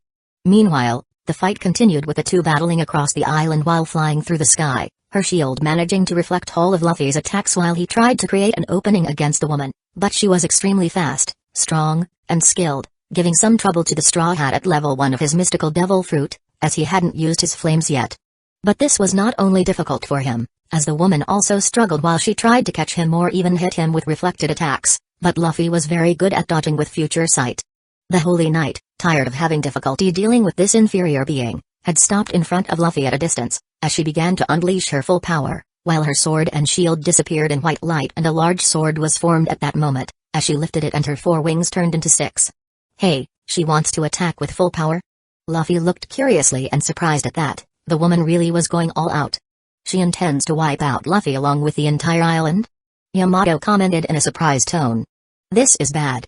The captain better handle this. Zoro commented nearby. There's only one way for him to deal with this. And it's... Yamato murmured before widening his eyes. He's going to use that? I don't want to be anywhere near that. Yuta exclaimed in a slightly scared tone as she immediately moved away. Even Yamato and Zoro grimaced at that. Meanwhile, Luffy watched the woman beginning to glow as she started to accumulate energy in her sword. If that's the case, I'll try not to destroy this island. He murmured as he moved his sword to the side and began to concentrate. Energy began to accumulate as Luffy released yellow lightning with his Conqueror's Haki, but they started to change as the lightning began to turn redder, eventually becoming completely bright crimson, and everything around him began to distort as Luffy unleashed his most powerful Haki. This power was risky, but it was the only way to face her and her attack. Purple flames began to appear soon after, burning much more intensely than over a year ago, as they seemed to even disintegrate the matter in the air. On one side, divine light, and on the other, the flames of chaos. 2 mythical elements that quickly prepared to face each other. The space above the island began to change, and a storm started to form, as if the end of the world was beginning there. This caused all the inhabitants of the island to feel a bad omen, while the whole place began to tremble. The woman looked at Luffy with determination. I will eliminate you, she murmured, as her energy began to finish accumulating for the attack. Luffy did the same, releasing his red Conqueror's Haki with his powers of his mythical beast for the first time since training. They were moments away from finally facing each other. However, a Dendenmushi in the woman's armor rang at this moment, and she didn't even need to answer to hear it. After all, the person on the other side was at the top of the hierarchy. Stop this immediately. The voice was none other than one of the 4 elders. Although surprised, she quickly nodded. Even though she was frustrated at the moment, she had no choice but to obey. Her light began to diminish, and Luffy raised an eyebrow while also decreasing his powers prepared to launch the attack and sighed in relief. After all, he did not want to lose control in the state and destroy the island as well. The woman clicked her tongue while both were again in their intense battle forms, before she looked at Luffy with a serious tone. You may leave here alive this time, inferior, but you won't be so lucky next time, she said, conveying her anger and frustration. What a pity. Maybe next time I'll invite you on a date. Luffy teased her. The woman, emanating even more anger, just shook her head as she flexed her wings, returning to her hybrid form, shooting up into the sky at high speed, returning to Mary Joy's. It's a pity, I didn't even get her number. Luffy murmured, still making fun. But despite his teasing, he genuinely recognized her as a powerful force. She is the strongest member I have faced from the world government. She could even compare to Yamato after training or even be stronger, showing that, even among the Holy Knights, there was an even higher hierarchy. Such power further strengthened the government when they needed to use them. Luffy thought as he still hovered in the air with his wings. Luffy knew that the world government used 3 ways to intimidate their enemies: public execution, impel down, and the bridge of forced labor, Tequila Wolf. But the latter was made chaotic by his father, Sabo, and the other revolutionaries releasing the prisoners that the world government had placed there, even being whole kingdoms that don't pay taxes to the Tenryou Obito. Thinking of this, Luffy couldn't help but remember his brother, Sabo. A year ago, after Sabo met Ace on Whitebeard's ship, Ace made a call, while Luffy and Lucy finally spoke with their brother after so many years, promising to meet as soon as possible after Luffy reached the New World. Dismissing these temporary thoughts, Luffy just sighed as the Holy Knight had already left, and his companions were nearby. Even Yuta, who had run away, came back, seeing that everything was now fine. He flapped his wings and returned to the ground, before they disappeared. As Luffy opened a smile to the three there. "I hope you haven't gotten too rusty just training for a year, Captain." Zoro approached with a joking tone. Luffy shrugged. "You underestimate me, my swordsman. You see, it's not every day we get to fight an angel," he replied before widening his smile even more. "Anyway, let's head back to the others," Luffy said. They began to return to the bar. Upon meeting the rest of the crew, Luffy was immediately bombarded with questions about what had happened, but Luffy just shrugged. "I faced someone who got in the way of my recruitment," he explained, without much detail. "Speaking of which," he continued, "I couldn't help thinking about the groups I left behind to fight the woman. We need to deal with them now. They're probably trying to flee the island. I want you guys to capture them for me," Luffy requested, showing some wanted posters of his targets. The fake Straw Hat was running along with other members of his crew towards the coast. They had suddenly woken up and found themselves many meters from where they should have been before Luffy's haki knocked them down. They quickly woke those who were still sleeping and ran to save themselves. "We have to get out of here immediately. We can no longer use these clothes or we'll be killed." The fake Luffy spoke as he ran as fast as his fat body could manage. "Captain, this was a terrible idea," the man dressed as Zoro murmured as they continued running. "I know, it's pretty obvious, but now we have no choice. Let's run," the fake Luffy replied. "I don't want to stay here anymore," the fake Nami exclaimed. "Quick," the fake Robin said alongside, who was actually a man dressed as a woman. They finally reached the coast, where there was a ship with a crookedly drawn straw hat flag. As they approached to set sail, hoping to never appear here again, an explosive sound occurred and the ship suddenly began to lift, immediately frightening them. "What is that?" they exclaimed. But Bippo appeared on deck and, before they could react, he began to attack each of them, disappearing and reappearing in front of the first. "Oh! Oh! Oh! Oh!" Bippo shouted with each kung fu blow, until he dealt with the last of the imposters falling to the ground unconscious and looked with a funny glance at them, especially at the fake Luffy. "So similar to the captain," he murmured. Some time later, the fat man didn't even know how he was hit, but when he woke up, he found himself tied up in an unknown place. "What's happening?" he said, before looking ahead and seeing Luffy watching him with crossed arms and a not-so-pleasant smile for him. He immediately became speechless, while sweat dripped from his face. "Captain, we're dead." "I knew it was a terrible idea," the fake Enel said. Luffy waited for everyone to wake up while all returned their frightened eyes to him. "What should I do with you, huh?" Luffy spoke, looking at them with interest, while they continued to stare at him in fear. They couldn't even speak, paralyzed by fear. Luffy sighed. "Well, if you're wondering if you're going to die, and the answer is no, I'm not going to kill you," he said before flashing an even wider smile. "However, I liked your creativity. You're going to join my fleet and go through hell, until you're strong enough, or at least die trying," Luffy declared. The imposters didn't even know how to respond to that. "Now, I can't let you use my name, so I will name you myself. From now on, you'll be known as the Two-Piece Crew," Luffy declared, remembering a YouTube video that made him laugh in his past life. Chapter 376, Sabati Again 05. Luffy looked at a group of pirates in front of him, including at least 4 pirate crews, among them Two-Piece, Caribou and his brother, plus 2 other unknown groups that caught Luffy's interest. "Since you wanted to sail under my flag, I'll grant your wish," Luffy said calmly, looking at the crowd staring back at him with fear and anger towards the fake Straw Hat crew, who had deceived them. "I know you're angry with him, but don't kill them. After all, they'll be under training from now on," Luffy continued as the fake Straw Hats, or now, the Two-Piece, frowned, unsure how to respond, their lives being decided by these people. Luffy then went on. "Anyway, let's begin," he said, looking at each of his captains. The 2 unknowns seemed to look at him with admiration, but they still didn't fully trust Caribou and his crew, who was as treacherous as Sasar, so it was a good way to keep him under control. "Lami," Luffy spoke to his companion standing next to him while the woman looked at him. "Take their hearts out." Luffy pointed at the brothers. As soon as he requested, the woman raised her hands and before they could react, She simply created her room and removed their hearts the next moment. Both brothers were stunned, feeling a sharp pain as something hit their chests.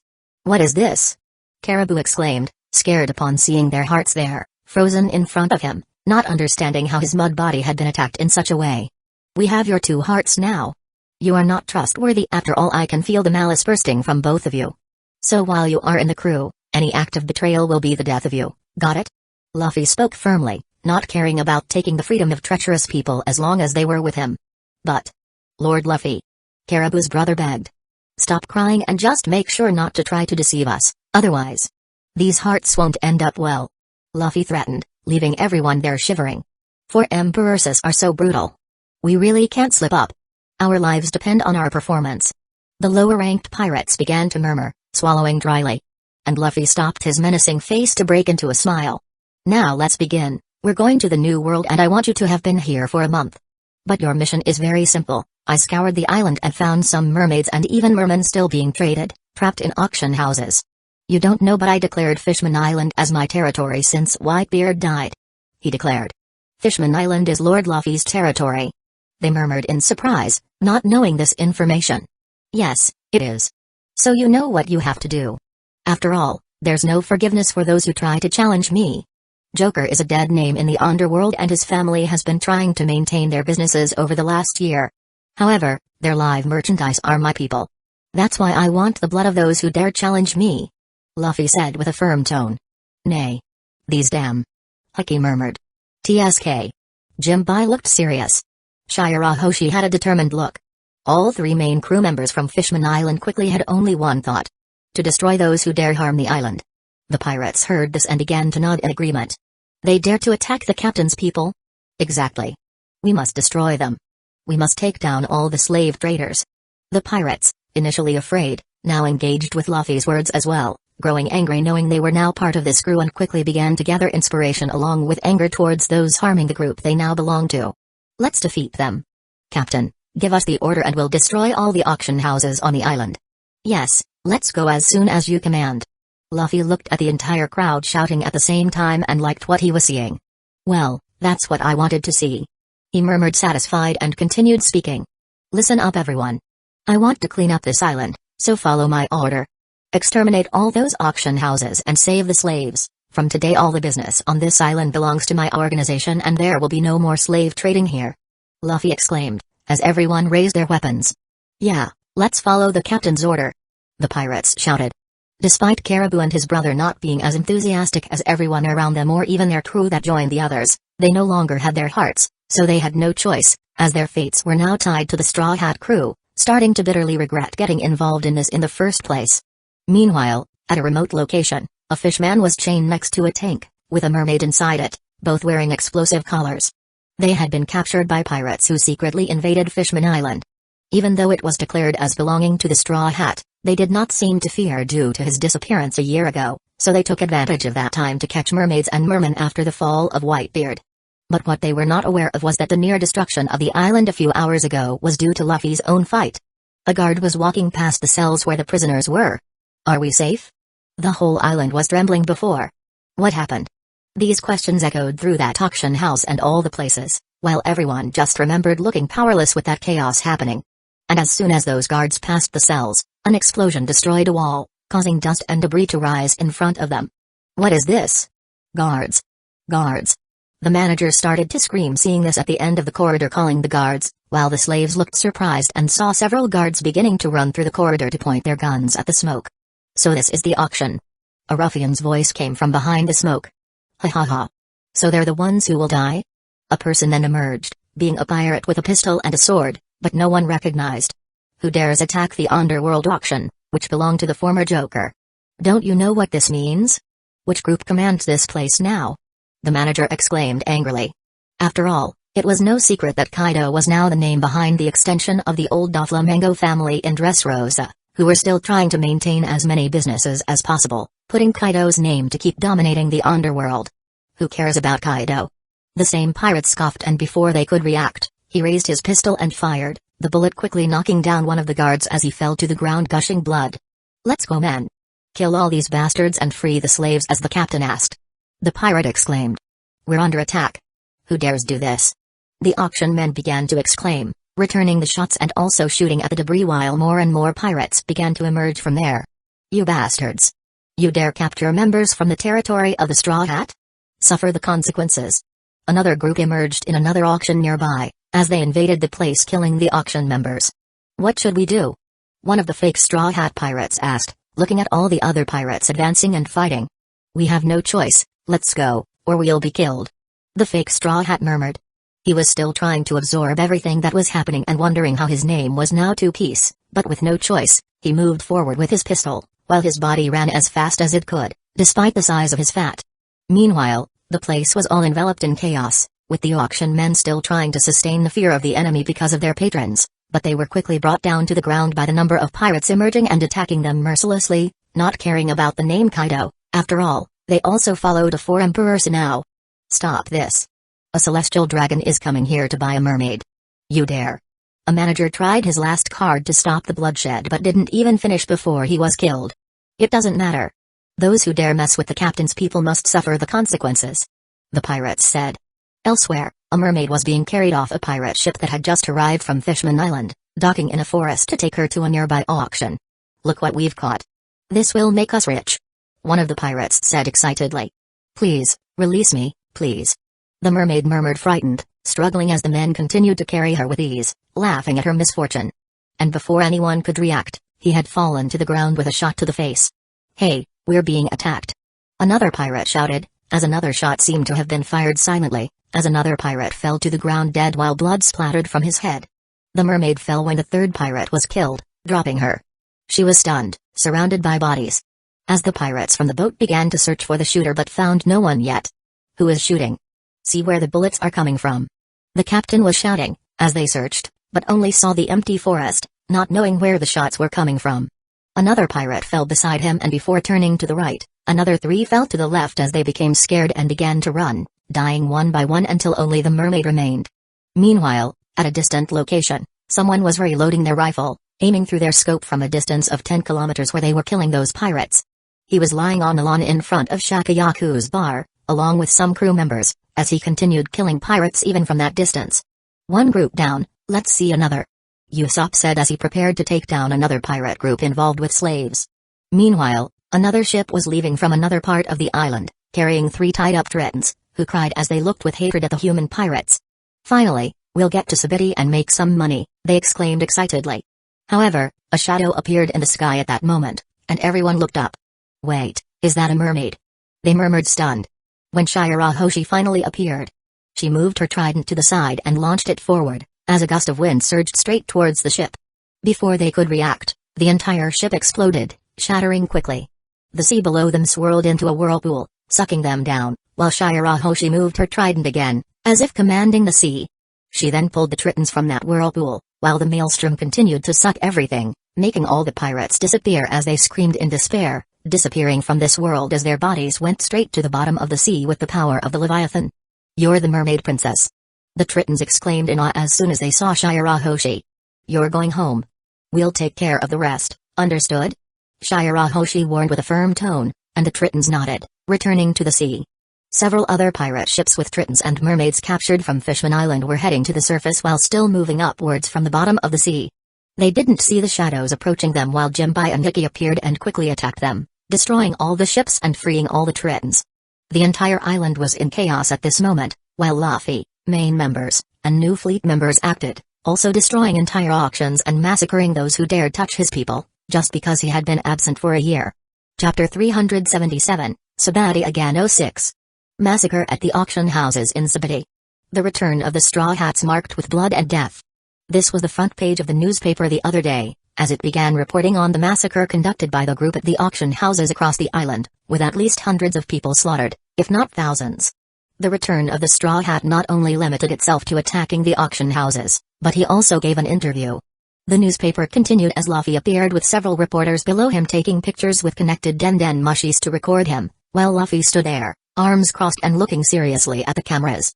Luffy declared this to the entire world, representing his return to the sea again. Fishman Island is my territory. Anyone who invaded the island knowing that this people was protected by me, because Jinbai had announced it, paid with their lives. I'm taking all the records of smuggling that happened in these months. From now on, I will hunt them down, one by one, no matter where they are in this world, because you messed with my people and now you have paid with your lives. His statement in the newspaper quickly stirred up the sea, declaring war and a massacre to all those pirates who invaded the island and those who bought from them. People were already fearing the unexpected return of Monkey D. Luffy. Now those who were involved in the trafficking of fishmen and mermaids were at this moment terrified, calling the Navy and even the government asking for help and protection. You certainly know how to surprise with that interview you gave yesterday. Robin commented with a smile while Luffy looked at the newspaper beside him. Well, what else did they expect by taking my people like that? It's time for people to fear my name. Just because I was training for a year, doesn't mean I will let them go unpunished. It's time for them to regret their sins against my people. Luffy said. Would you forgive them? Robin asked, raising an eyebrow. No. Luffy shrugged. Obviously he wouldn't forgive them after going against those under his flag. Captain. Everything is ready for us to head to the New World. Vipul approached at that moment, as Frankie came with Rayleigh. After him they put a coating on the Black Pearl to return to the sea. Frankie ended up learning from Rayleigh in Skypiea, so it was very quick for them to do it, besides waiting 3 days, since Frankie installed some devices on the ship that can do this and expedite the coating process. Now everyone was ready to depart. Then, Luffy stood up from his chair next to the bar, with Robin at his side and picked up his Den Mushi. Everyone come here in front of the bar. We are leaving soon. Luffy said on the phone. While only they were in that area, they began to head to the meeting point. The crew gathered along with some new members of the fleet, while a new crowd formed in front of them. We are leaving soon and will organize the mess that happened on Fishman Island. Meanwhile, I want you all to stay on this island for the next month, dominate all the black market trade and control everything that goes through here. I don't want to see any more illegal trade on this island. My other organization will go after the culprits and clients who kidnapped and bought the mermaids and fishmen in the last 6 months. Luffy ordered everyone, who quickly nodded. Yes, Captain. We will do a job you will be proud of. Everyone immediately exclaimed. Luffy knew that preventing any kidnapping from Fishman Island would be very difficult. Even Whitebeard couldn't prevent it. But Luffy would do something no one had ever done before. He would go after the people who bought the merchandise in the last 6 months. After all, the island was now his responsibility after the death of Whitebeard, and he would show the world that he would set an example for those who messed with his territory. Therefore, on the last day, he stayed with Nojiko and Robin, researching all the trade done in the last 6 months, looking for names of people, famous families, and rich pirates who had bought fishmen and mermaids. There were many celestial dragons who had bought as well, but Luffy would have his revenge one day, despite not being able to act immediately against Mary Joyce, but he would not allow any more mermaids or fishmen to be kidnapped. He wanted everyone to know that he was coming after them and put his Baroque orcs to do all the work. In the end, things were already set in Sabiti, as he had planned. It was time to finally start the journey to the New World with his main crew. The pirates would stay in Sabiti for a month, and as soon as they were summoned for war, they would come to the New World. Luffy had spoken with Baroque orcs to come here to start controlling all the trade and information of this island, but being careful with the government being so close. Yes, Captain, we will bring pride to your flag. The crowd continued exclaiming. Now, we are departing. We will see you soon. I hope you are strong for the challenges. Luffy said, as he looked at his crew. Let's go. He exclaimed and quickly boarded the ship along with the ship, as the Black Pearl began to rise with the power of Bippo and all the Straw Hats began to move towards it as well. But it was not the only crew. After all, Nami jumped with a group of individuals, being the fake Straw Hats themselves, since they would be killed if they were left with the other pirates. The ship flew on, while Luffy kept the ship of the fake Straw Hats minimized in his pocket. The entire crowd exclaimed as the ship began to fly away, heading towards the sea. It looks like they have finally departed. Rayleigh murmured beside his wife. I can't wait to hear from them. What will they get up to in the New World? It's going to be quite fun. She said with a small smile. Things have become interesting from now on. Rayleigh also commented, opening a smile in the end. The Black Pearl continued advancing until the ship finally left the island and turned directly down into the sea, crashing against the water and quickly having a view of the sea bottom as it began to descend straight down. Well, now we don't need to go all the way again, right? Let's take a shortcut, what do you say, Shira? Luffy called to his wife, while Shirahoshi quickly flapped her tails coming out from the side of Little Megalo and went to the front of the ship, moving her trident forward. She began to command the sea with her power, while the water stirred as if it created a space within it, pushing away all the water molecules and creating a water tube inside the sea like a direct whirlpool to the sea, different from what she had used against those pirates who had captured the fishmen from her island. This time, it was smoother, while the ship seemed to stabilize on top of it, quickly advancing downward at high speed to the bottom of the sea. This is so much fun. Lucy exclaimed, approaching the bow of the ship, stretching her hand and looking amused forward. Like it happened on Reverse Mountain when there were much fewer of us, now we are heading for the next adventure, the new world. Luffy exclaimed while also looking at the high speed of the ship. But unlike Reverse Mountain where the members were, Luffy, Yamato, Zoro, Kuina, Shirahoshi, Megalo, Usopp, Lamy, Reiju, Nami, Nojiko, Alvida, Ecchi, Chaochu, Bippo, Hugo.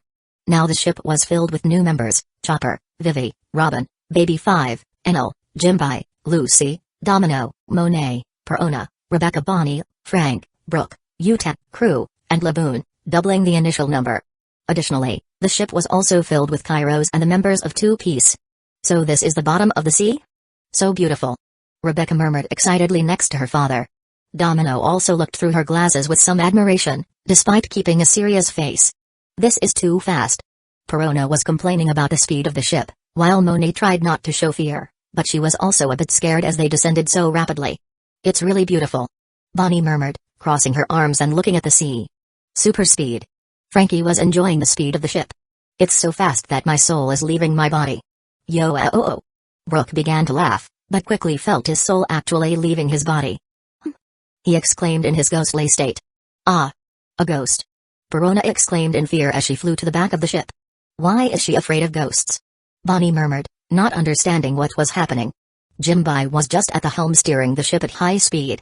Ecchi by his side was calm, before returning to the crew. I'm going to make something for us to eat, he said, thinking about his favorite food. I'll also go to the kitchen. Reiju murmured as she followed the fishman. Foo-fa-foo. So fun.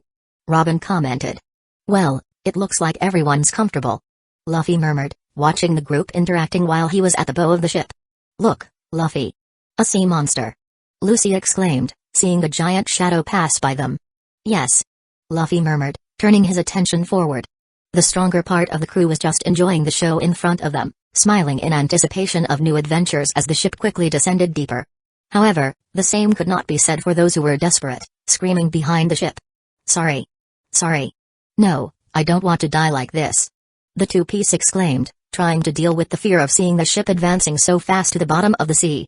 The Black Pearl continued descending until it finally disappeared completely, heading to the deepest part of the ocean. As the ship continued its journey, a meeting was taking place in Mary Jo's. After seeing the newspaper, a hand slammed down on the front page on the table. We wanted to spare Sabiti from being destroyed in a fight, but it seems the Straw Hats still made a mess of it. One of the elders exclaimed. We can't do anything yet. Even if we wanted to. Another elder replied. After all, if we attacked them, they could launch meteors at us. We would have to divide our forces, it would be total chaos. We should wait a bit. As soon as Dr. Vegapunk's project is ready, we won't have to worry about a meteor shower falling on Mary Jo's. He clarified. You know, the longer he is at sea, the more he will grow, and the wilder the sea will become with this man doing whatever he wants. The less control the government will have with each day he stays alive. We should resolve this as soon as possible. The third elder spoke.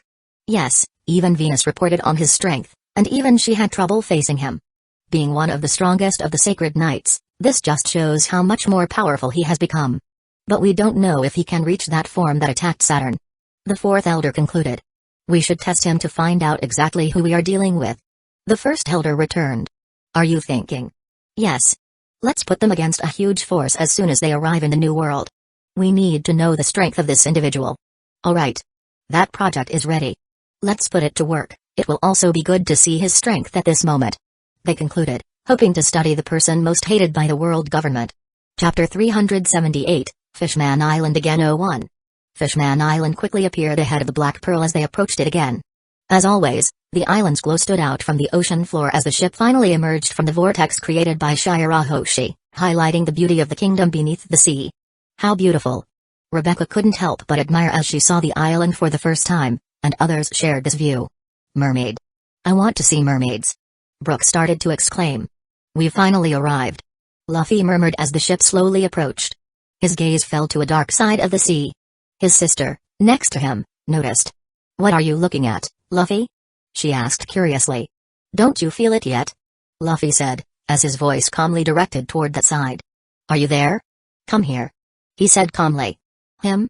Lucy managed to see with her observation hockey as a huge shadow began to emerge from that side at this moment.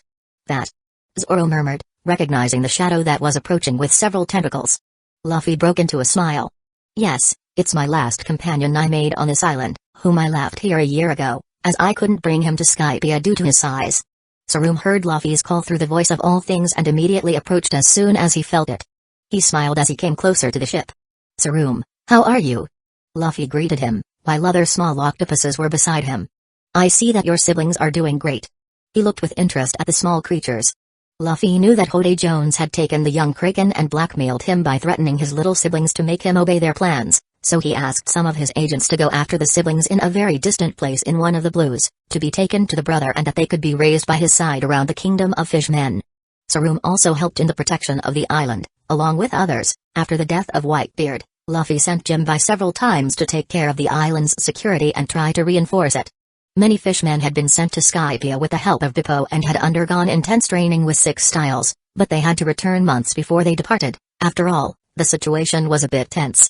Moreover, after Hode Jones and his main members were publicly executed, some others had to go for forced labor at the bottom of the sea searching for miners. One of these people was Wadatsumi himself, who made an agreement with Neptune to use his punishment to take care of the borders of this country.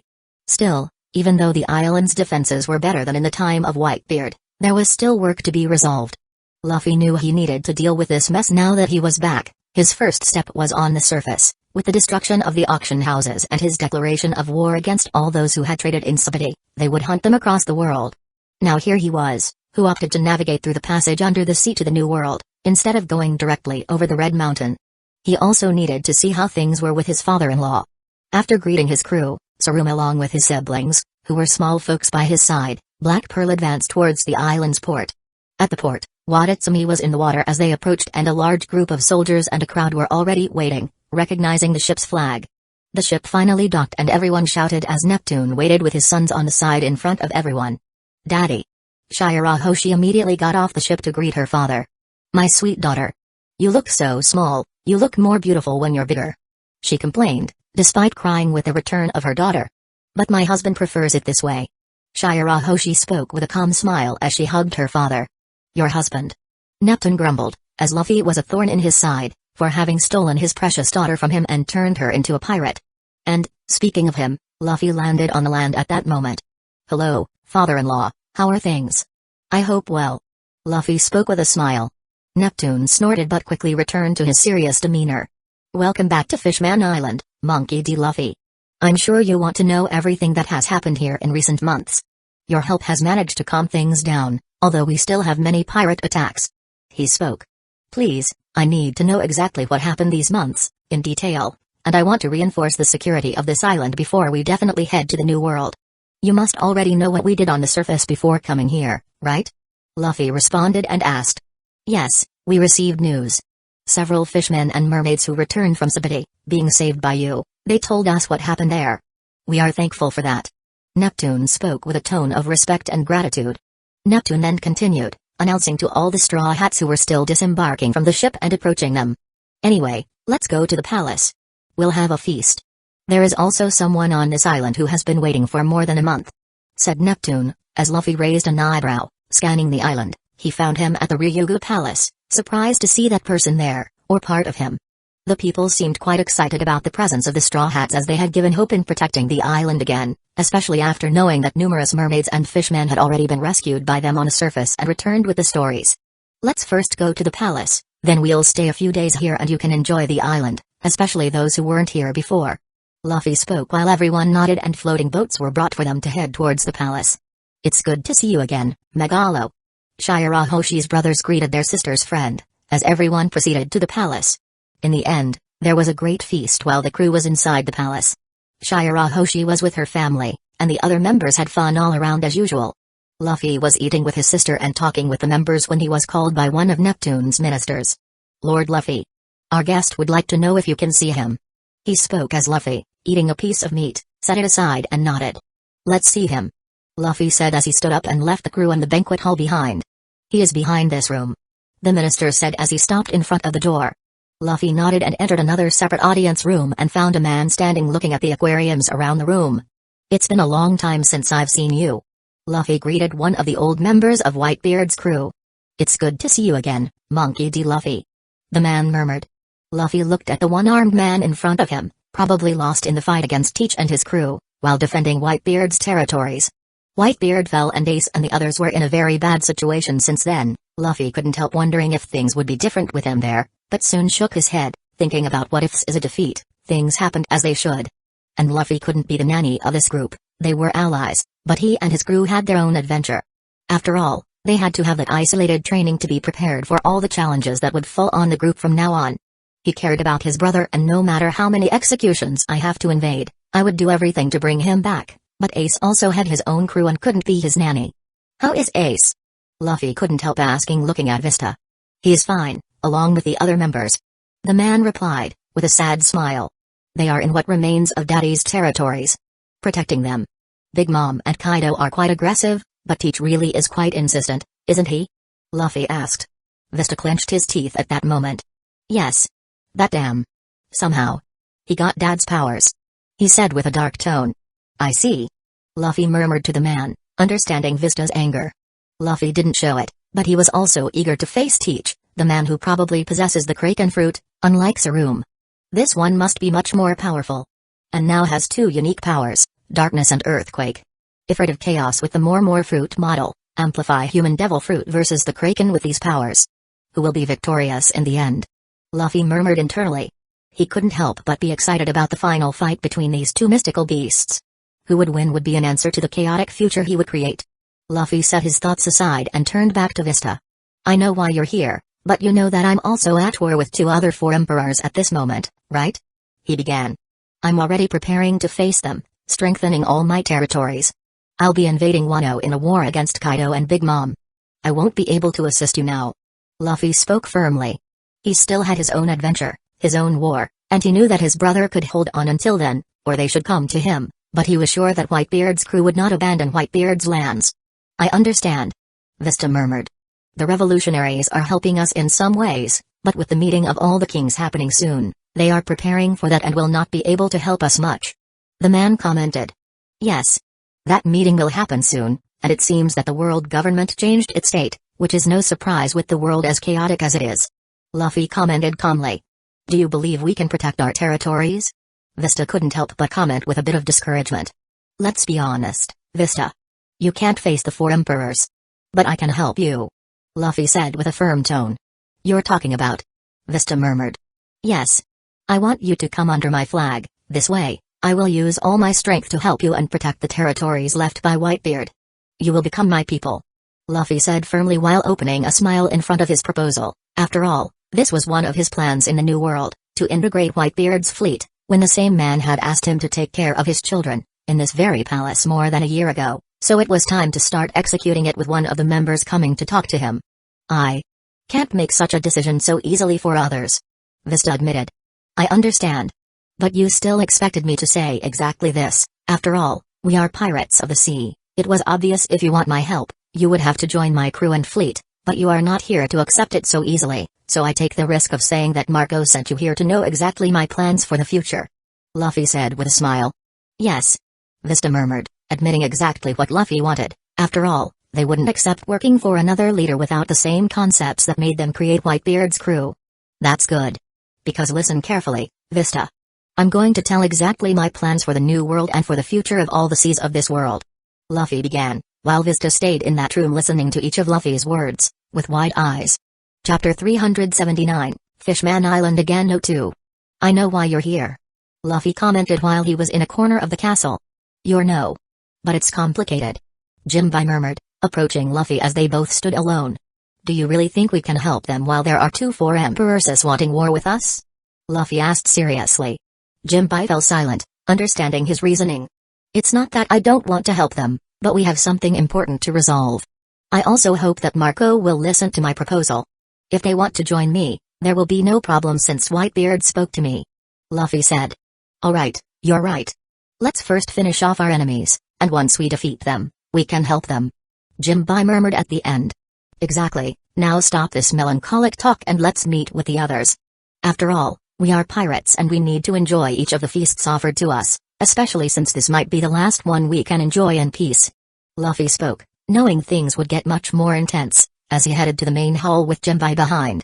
Vista left the island as soon as their conversation ended, not wanting to stay for the banquet, as he wanted to return as soon as possible to his companions in the new world, with a ship on the other side of the island, ready to set sail. He would carry the message to Marco, something he could not transmit through the Den Mushi, because it was very important. What? Luffy heard a huge shout standing out among all the noise of the banquet. My husband already has 5 children. They are so cute, so adorable. There are 3 girls and 2 boys. I also want to be a mommy like mommy. Shirahoshi spoke her wish with no shame to her family, while her brothers and father looked stunned at her. Listen, Shira. Since when do you think these things? You should be innocent as you always were. Neptune continued complaining while Shirahoshi just smiled. I want to be a mother.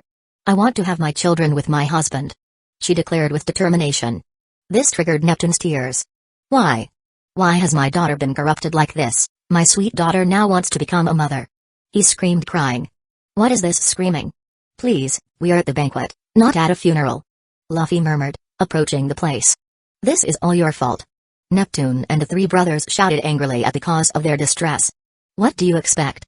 Shira and I are husband and wife. It's normal to want children, after all, that's why people get married. Luffy complained. But Shira should be innocent. She should remain a virgin until her 30s, no. Until her 50s, 80s, she should die a virgin, my beloved daughter. Neptune began to exclaim while Luffy looked at him like an idiot. This father is a lunatic. Only my daughters live their entire lives as virgins. Luffy murmured quietly as he approached Shirahoshi, taking her by the waist and bringing her closer, giving a kiss on her forehead. Don't worry, we'll have a bunch of kids when things calm down. Luffy spoke, with his wife looking at him with a sparkle in her eyes. She smiled while wrapping her arms around his neck and giving him a kiss on his lips. Yes. She murmured, not minding as her whole family fell to the ground, defeated after hearing their words. Shirahoshi. They exclaimed as if their souls had left their bodies. Nami, Alvida, Nojiko, and Baby 5 looked at this interaction with some desire. After all, they were also non-pregnant wives and all shared the desire to be mothers. Even Lami and Reiju looked at each other without any intention of fighting, appearing to enter a melancholic atmosphere. Luffy felt the jealousy of his females with this, sensing the emotions with his haki, but that was a private conversation. Let's continue the banquet. Luffy exclaimed, as he joined Usopp, Chopper, Vico, and the others. You. Have you ever thought about joining my crew? Luffy suddenly looked at Neptune's whale, while he didn't know what to respond. Don't steal my animal too. Neptune immediately exclaimed. The banquet continued, and Luffy ended up going to Shira's room, which was very spacious. Shira, today we will make love in a different way. Luffy declared as the atmosphere grew tense at that moment. Luffy?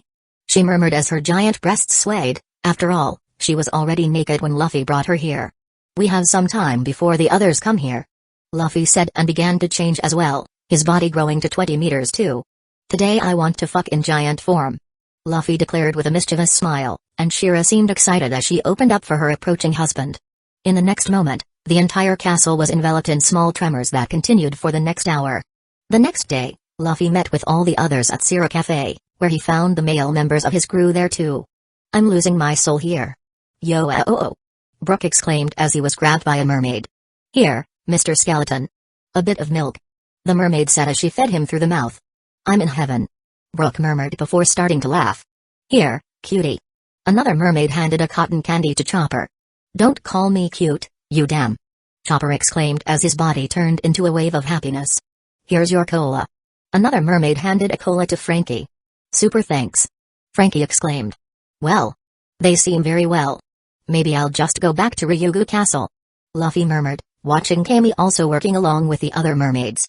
Luffy-san. She exclaimed as Luffy smiled. In the end, Luffy let his crew enjoy the island that day and returned to the palace, while he had an important meeting with Neptune and the others. Now Captain Straw Hat stood in front of Neptune, with Jinbei and Shirahoshi alongside Luffy. After our actions on the surface, things will calm down a bit. I doubt anyone would normally dare to breach the island's defenses. But as a precaution, I want you to send a large group of soldiers for training as soon as we move Skypiea to the New World. Luffy spoke seriously. Yes. Neptune responded in the same tone, trusting Luffy for the island's protection. About the event that's happening this year? Neptune asked while Luffy seemed a bit thoughtful about it. The Levely, also known as the World Council. With the meeting of all the countries subordinate to the government. Luffy couldn't help but think about this event. It's better if you don't participate. After all, Shirahoshi might be a target because of her relationship with me and her power. The one who rules the world must already be aware that she has the power of an ancient weapon," Luffy said, as everyone in the room looked on with raised eyebrows. "What do you mean by the one who rules the world?" murmured Neptune. "The empty throne of Mary Joyce is not unoccupied. Someone has been ruling the world from the shadows for 800 years, the 5 Gorosei kneel before him. You know what that means. But be careful talking about this elsewhere, after all, it could kill you," Luffy warned, as he couldn't imagine what the world government would do to try and control this situation, even with his ability to threaten them.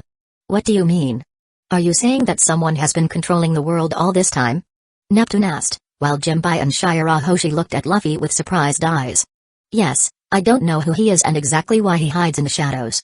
After all, the world government has enough power to annihilate everyone, if it wanted to. They possess an ancient weapon, Uranos," Luffy declared. The room fell silent at this moment. "One of the ancient weapons," Neptune murmured, unable to take his eyes off his daughter. "At this moment, I know what you're thinking," Luffy continued. "Yes, Shirahoshi is one of the ancient weapons, but they operate differently. While Uranos is above the sky, Pluton is at sea level, and Shirahoshi's power is below the sea. All of them function differently, but both are nonetheless the greatest weapons of mass destruction," Luffy explained. "My power. Luffy."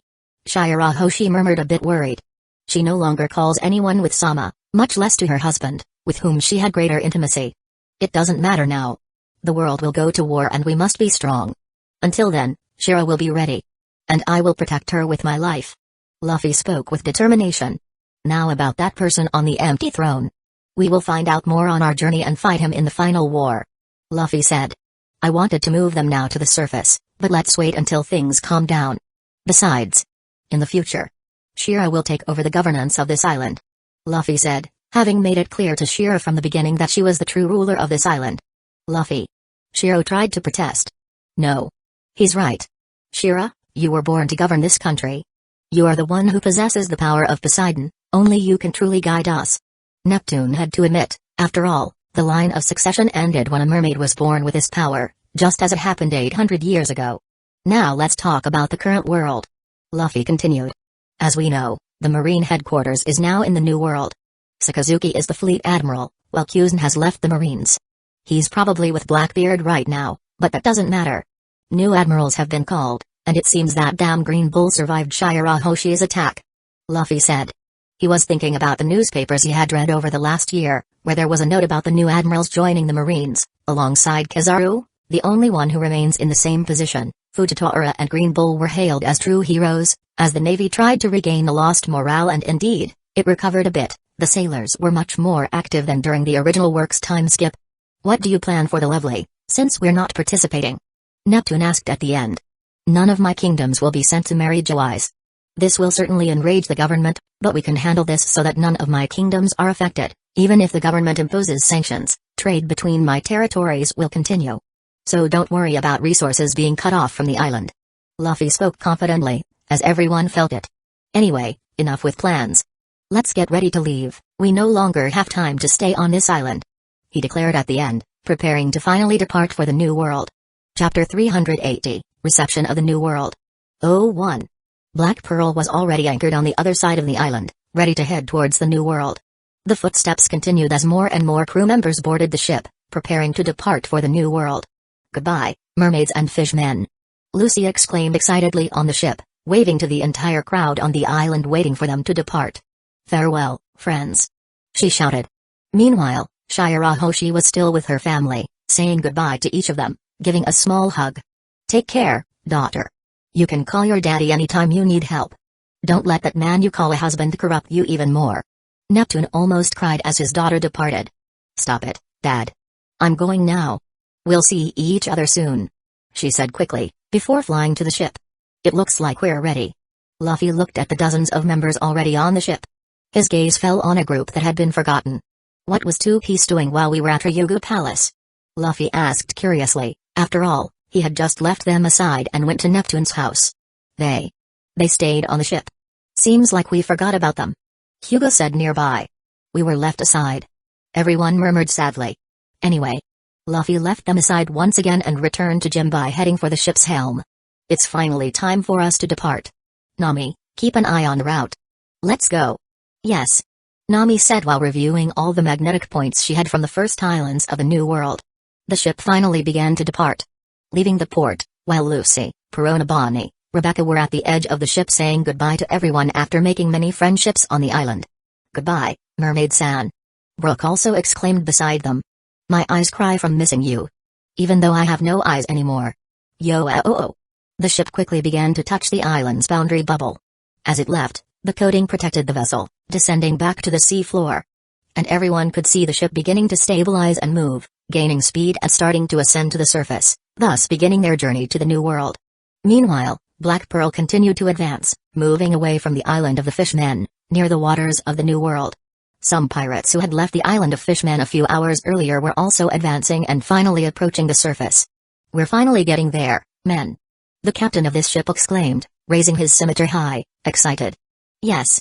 Came the collective shout soon after as his men waited for them to finally enter the New World. One of the crew members approached the captain at this moment, cautiously. Captain, are you sure we shouldn't have tried to talk to the Straw Hats? He said carefully to his captain. It doesn't matter now. Besides, we're going to be greater than them. We will conquer power and wealth in this sea, and find the One Piece. We will not be subordinate to anyone. The captain affirmed. After all, despite everyone knowing the great pirate that is the Straw Hats, many wanted to be free and fight for it. They were getting closer to the surface until they finally emerged, as the seawater rose in front of them with the ship. We are finally in the New World. The man exclaimed. And just as the water began to lower with the sound of the ship's coating bursting, the most dangerous sea in the world appeared in front of them. However, it was not quite as they had imagined, despite a huge storm with waves exploding in the sea being much larger than their ships with a rain of lightning. All crew members quickly saw what was in front of them with the light of the thunder and widened their eyes. Captain, what is this? This shouldn't be here. We're dead. How can we fight against these things? Exclamations began throughout the crew as they looked ahead in despair. This. Even the captain, looking at it, had to swallow hard in front of this situation. Ahead, there were at least 200 ships with world government flags, all forming a blockade line for this sea, while only that meager pirate ship was there, facing a force assembled with multiple unique callbusters.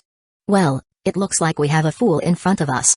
A member of Cypher Paul Zero agent in a white suit remarked disdainfully as they continued to await the arrival of their target, with only small-time pirates showing up so far. Just another small fish. Another agent beside him commented. Just eliminate them. The Cypher Paul Zero agent ordered. The pirates quickly saw the cannons beginning to move and aim at them, with a portion of those ships doing so, but there were dozens of cannons while they were surrounded, leaving the pirates in even more despair. Damn. We need to get out of here quickly, immediately. One of the pirates shouted. Back to the water, make the ship submerge. The captain urgently demanded with all his might. But, Captain, we can't. We already burst the coating as soon as we entered the sea. Another pirate replied. As they were in despair, suddenly, an explosion emerged from one of the ships, and something flew up from the sea like a missile. The Cypher Paul Zero agent looked at it and sighed behind his mask, while his gaze returned to the back, where there were two machines in the middle of the deck. I forgot we don't have control over these things. And they act on their own anyway. Cancel the cannons, they will take care of the pirates. The agent gave the order. The robot continued flying as it soared into the sky with flames propelling from its soles, quickly approaching above the pirate ship. Hey, what is that thing? Is it the 7 warlords of the seas, Kuma? Someone exclaimed, recognizing it. As the pirates could not get more desperate and trapped, that thing, which was actually a pacifist and not the 7 warlords of the seas, pointed at them with the palm of its hand, which immediately glowed with a laser being charged. The pirates barely had time to react before the entire ship exploded, leaving nothing but wreckage in the middle of the sea. Will more idiots like these keep appearing until our target arrives? The government agent spoke. The pacifist returned to the ship from which it had come, landing next to one of its kin. On those 200 government ships, there were at least 2 pacifists. It was a much more powerful military force than a mere callbuster. This was the world government's first test against the Straw Hats, waiting for them to appear at any moment to see if they would test the limits of the crew. Meanwhile, Black Pearl continued to approach the surface. However, they were facing a rather peculiar moment, while hundreds of giant whales raced through the sea. Even Laboon was released to swim with its kind, which were also proportionate in size to her, with her only standing out with her forehead full of scars. Go Laboon! Brooke exclaimed joyfully while most of the crew seemed enchanted by the moment. So many whales. Lucy said. Amazing. Chopper shouted with enchanted eyes. The exclamations continued across the deck as the more emotional members continued to admire the sight, and Luffy could hear this from his captain's cabin. He took the opportunity before finally emerging in the New World to check some things while marking some things on a map of the beginning of the New World made by the world government, while trying to mark his trajectory. "You're not going to Dressrosa, are you?" Luffy was interrupted by a voice suddenly. Looking up, he saw Monet, who was in a corner with a book pressing against her breasts. No. Luffy would not open war with Dressrosa. After all, Kaido would not strain to protect that country even with the Smile Factory. He knows that a fight in Wano will be more advantageous for him and Big Mom, so Luffy will do some things before returning to Dressrosa. "I will send Rebecca, Kairos, Lamy, and Hugo. They will be enough to clear the country of its old crew," Luffy commented to Monet, who seemed to have a slight tremor in her lips. Luffy sighed at this, before looking seriously at her. "I know you're worried about your sister, but, as I said, I can't let her go free. I need her ability to be confiscated. But I can spare her life for you, but she will be constantly monitored or even using sea stone all the time, for the rest of her life," Luffy said. "Okay," Monet murmured. Though she had been given to the crew a year ago, she had truly become a part of it, and worked seriously for Luffy, recognizing him as the one who will be the king of the pirates.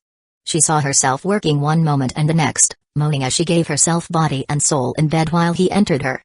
Luffy had more than her admiration. Monet had also fallen in love with this man. Her face quickly turned red as she approached the table, pushing the captain's agent aside, while she moved closer to him, touching his chest, trying to seduce him. Luffy looked surprised at the woman as she brushed a feather to the side while sitting on top of him.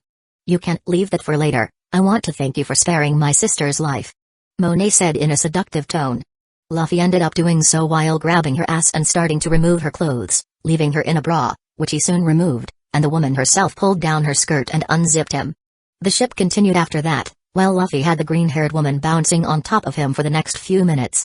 "Let's try this." Luffy touched her. More fruit model, amplify human devil fruit, pleasure, apply 4 times, he commented.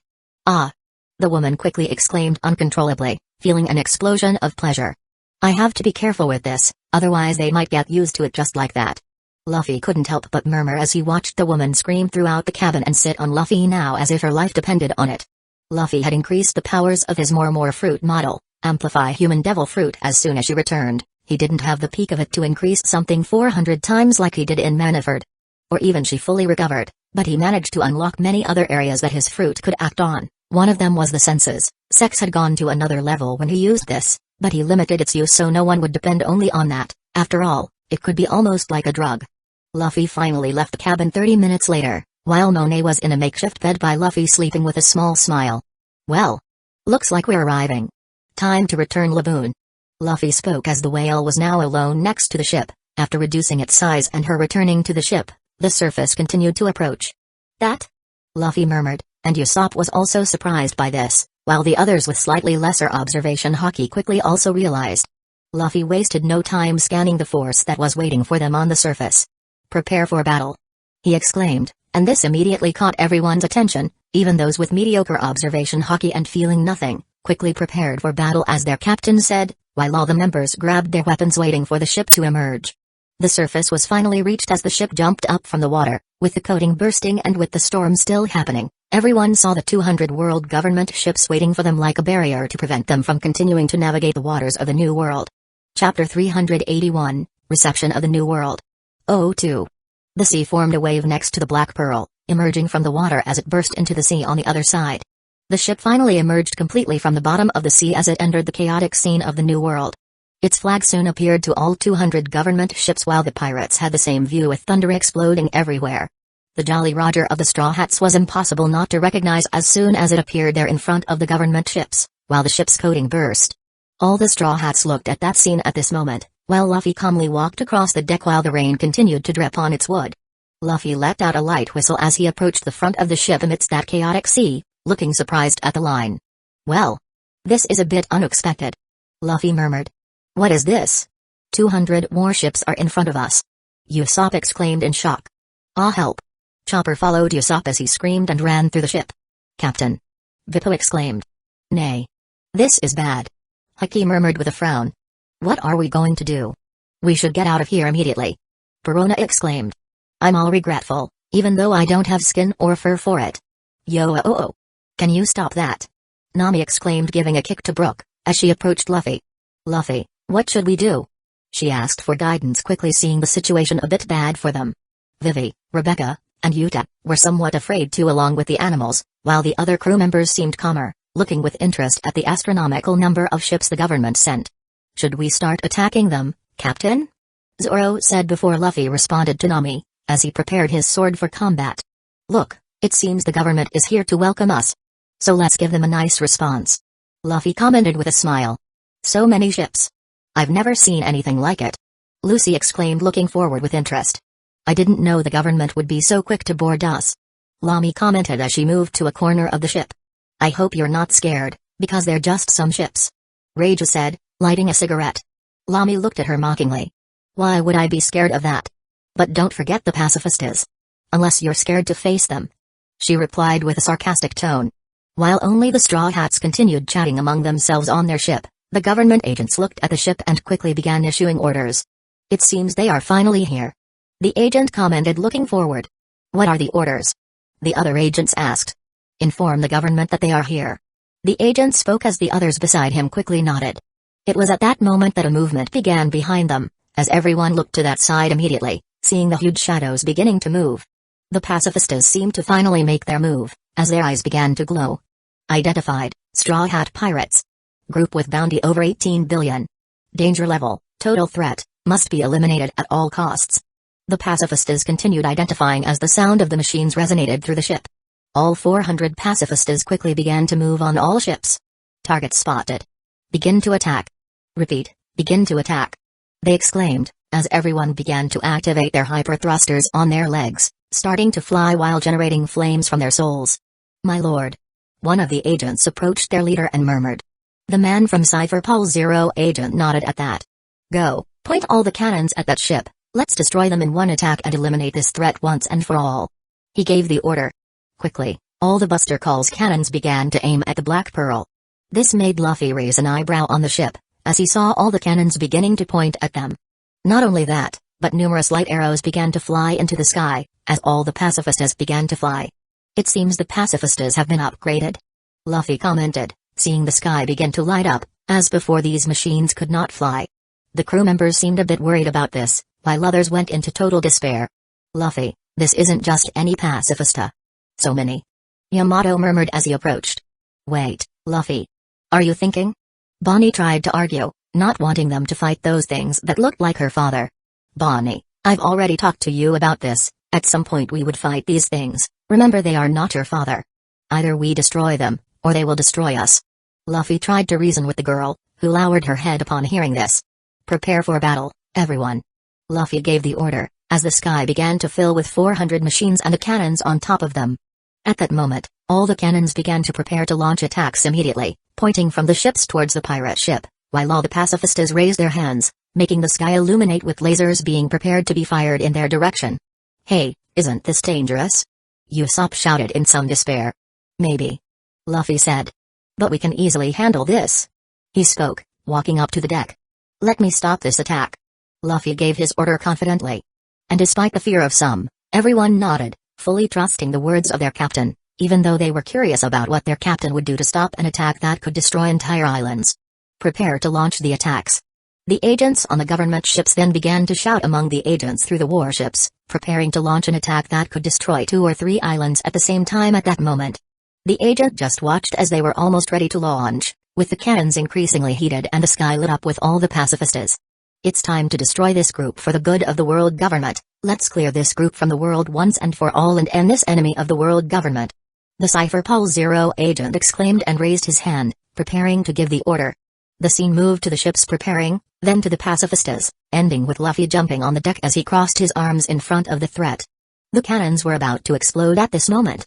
Then the agent finally lowered his hand, while all the sound from the place seemed to disappear for 2 seconds, and the next moment, explosions from all 200 ships began and, at the same time, all the lasers flew out of the sky toward them at supersonic speed. The sonic explosion broke the silence as it left the ship increasingly illuminated and even turned it into a net in front of so many attacks, blinding anyone on the Black Pearl looking at the flashes of light. This would be destruction for anyone. Even 4 emperors like Kaido, perhaps could not handle it. But the explosion that all the government agents expected did not happen, making them look at those flashes of light in front of them, stunned. "Hey, what's happening there? How can this be happening?" They immediately murmured, with shocked and stunned looks, seeing all their attacks suddenly stopped in space in front of the ship, unable to advance to destroy them. Even the Straw Hat crew looked with wide eyes at their captain and in front of him. The attack stopped. Nami murmured in shock, as she saw lasers and bombs launched by the ship stopped in the air, in a static form, not moving 1 centimeter since they were stopped. Her gaze fell on Luffy, who was standing there calmly, with one hand raised forward, with a smile on his face, seeing the entire enemy attack stopping thanks to his command. More fruit model, amplify human devil fruit, time, apply, 0.001. Luffy had activated this command that could alter time, even creating the illusion of stopping with the speed reaching such a low level, and that's exactly what he did. He stopped all objects being launched in their direction, trapping them, another feature of the evolution of his multiplication fruit. "Well, Captain, that was surprising," Zoro had to admit as he murmured, seeing that everything was under control. "Yes," Luffy commented as he turned his attention back to the government ships. "Anyway, Lami, grab all the communicators from the ships," Luffy requested. "And you guys, it's time to have some fun too. I'll let you lead with all of them." Luffy simply spoke as his crew nodded after breathing a sigh of relief, with the threat being stopped. "Hey, what's happening there? Let me see a video." A voice was heard from a Cypher Pol Zero agent Dendenmushi, as he maintained a shocked look in front of him. He absorbed the words of his superior at this moment and quickly nodded. "Yes, my lord, we will show now." The agent spoke as he asked some men to pick up the Dendenmushi with video call and he took it to start showing his superiors the situation. However, just as he was about to start the call, an entire space began to emerge and turn the atmosphere blue. Quickly, all the Dendenmushi disappeared in the next moment, falling into the water with the snails looking stunned. "That? The communication devices. This is bad. We've lost contact with Mary Ejos." The agents were quite scared at this moment, and suddenly, an explosion emerged from the side of the pirate ship, while a winged monster appeared at this moment, as its flames lit up the dark sky. "That's the Phoenix of the Straw Hats," the government agents quickly recognized. But it didn't stop there. After all, another 50-meter monster emerged flying from the ship, as a huge harpy appeared, then another with a dragon. The Phoenix, Bahamut, and Garuda were just the first, while other explosions of light came with Leviathan, Odin, Shiva, Titan, all beginning to fly through the sky above the ship as all 200 ships were now facing gigantic creatures. "I'll help too," Lucy exclaimed as she jumped into the sky with her moonwalk and started her transformation. "Gear 4. She exclaimed. "Wolf." Chouchou also transformed into his bestial form. "Well, deal with them all," Luffy murmured as he saw more and more members also going to help. The Straw Hats were starting a show entering the New World, causing a huge loss for the world government. After all, what was in front should be worth a lot of money. Luffy could have been satisfied in trying to capture these machines to make money, but he did not do that. What he really wanted was the destruction of all who stood in front of him. Chapter 382, Reception of the New World. 03. News of the events in Sabaody was still circulating around the world. There were those who feared for their lives after Monkey D. Luffy's declaration, quickly vanishing from the map, either by changing their name and moving to another blue or a very distant place. But there were those who smiled at the news, especially those who knew him but did not have direct contact as they did with their territories. Lastly, there were people who hated him, and were preparing to attack them. However, what the people of the world did not know, except for the top echelons of the government, was the battle happening at this very moment a few kilometers from the Red Line. The battle had become intense at that sea, explosions had been seen all over the place while pacifistas continued flying using their hyper-thrusters, firing lasers at their targets. Even the ships did not remain idle as the pirates cornered them, having to attack after losing communication with Mary Jo Eyes. Boom boom, the cannons kept firing while in the sky the explosions were not left behind in the chaos. And in front of it all, the Straw Hats ship was still stationary, swaying with the ocean waves, hundreds of attacks frozen in the air by the effect of Luffy's fruit, while he himself was only on the deck, following the attack, watching his companions enter the battle against the entire group. "It looks like the show is about to start," Luffy murmured with a proud sparkle in his eyes, as his attention returned upwards. Meanwhile, in the sky, a pacifista tried to hit one of the targets in the air after joining with 10 other pacifistas, pointing their open mouths and hands, and firing shortly after at him, generating a massive explosion. Boom, the smoke rose particularly in that corner amid the chaos, and as soon as the smoke cleared, intense flames began to appear and color the sky with a huge phoenix emerging from the middle of the attack, looking at the machines with disdain in its eyes. With a flap of its wings, it advanced and its claws grabbed two pacifistas, squeezing them so tightly that they were crushed and exploded the next moment. The other pacifistas tried to move away, but Raja simply spread her wings before launching fire rays, starting to hit them, as they advanced against the machines, hitting some while they were being carbonized, showing some internal parts, but still keeping connected, while other pacifistas began to launch rays against Raju's attacks, managing to stop it temporarily. Elsewhere in the sky, Bahamut flew through the sky while the pacifistas tried to hit him, launching multiple yellow rays at him, but he easily avoided them by moving at high speed in the sky, despite his size of 50 meters. Bahamut began to accumulate energy at this moment in front of him, and while looking at the enemies, he growled and fired his light energy. Beams emerged in the sky being launched like missiles, hitting a portion of his enemies and causing a huge explosion, much more destructive than the phoenix flames, lighting up as much as the lightning and thunder of the storm. A hand emerged nearby, grabbing a pacifista and crushing it directly the next moment, punching another with a hand and making it shatter easily, while the Titan's fist made each of these enemies seem like an ant facing a colossal stature, which remained in the air using moonwalk, even in that form, despite being at a disadvantage on top of the sea. The government agents looked at it in front of them, occupying 100 meters in height, with fear and horror. In the midst of it, along with clouds allying, something extraordinary began, while a kind of hurricane being formed with a hole in the middle of the storm while the space began to blow hard, while the pacifistas who were flying, suddenly the pacifistas felt their body being sucked, trying to get out of a vortex that they were caught in at that moment, and their bodies began to fly towards the middle of the forming hurricane. Garuda began to summon that wind, forcing at least 15 pacifistas around while they tried to escape, but she kept applying more force to the wind as Garuda herself seemed to laugh with a sound of 1,000 birds coming from her mouth. She opened her hands and huge claws covered all those pacifistas swirling around, and the two claws slammed against each other, crushing the pacifistas while her hands were enveloped with hockey, exploding them all in the next moment, as Garuda, satisfied, moved on to the next group of pacifistas. In another space, 4 pacifistas tried to attack a smaller woman flying, leaving a cold line in the air like a small comet. She dodged the attacks easily, reappearing on the other side while spinning in the air, before looking at her attackers. Shiva maintained a calm look, raising her hand towards several rays flying in her direction, as a shield was created, designed with a snowflake, while the explosion occurred, but the ice was not damaged. New circles appeared beside her, generating 9 ice spears advancing against the machines, which barely had time to dodge, with only a few managing it while one was pierced, entering the metal body as all the circuits froze and stopped functioning. Beside them, a huge serpent hunted through the sky, almost resembling a Chinese dragon like Kaido or Rebecca, while Shirahoshi transformed into Leviathan, swam through the sky hunting numerous pacifistas trying to flee from him, but not for long as it was destroyed in the next moment, with his teeth clenching the machines and destroying them with a quick bite. The ships could only watch those monsters destroying dozens of pacifistas with such ease that the people on the ships looked increasingly terrified, while trying desperately to hit them, but without success as they merely seemed to be playing with them. "My lord. We must retreat immediately," one of the agents asked the member of Cypher Pulse 0 agent. "We can't. We must continue. Shoot at them. We need to take them down."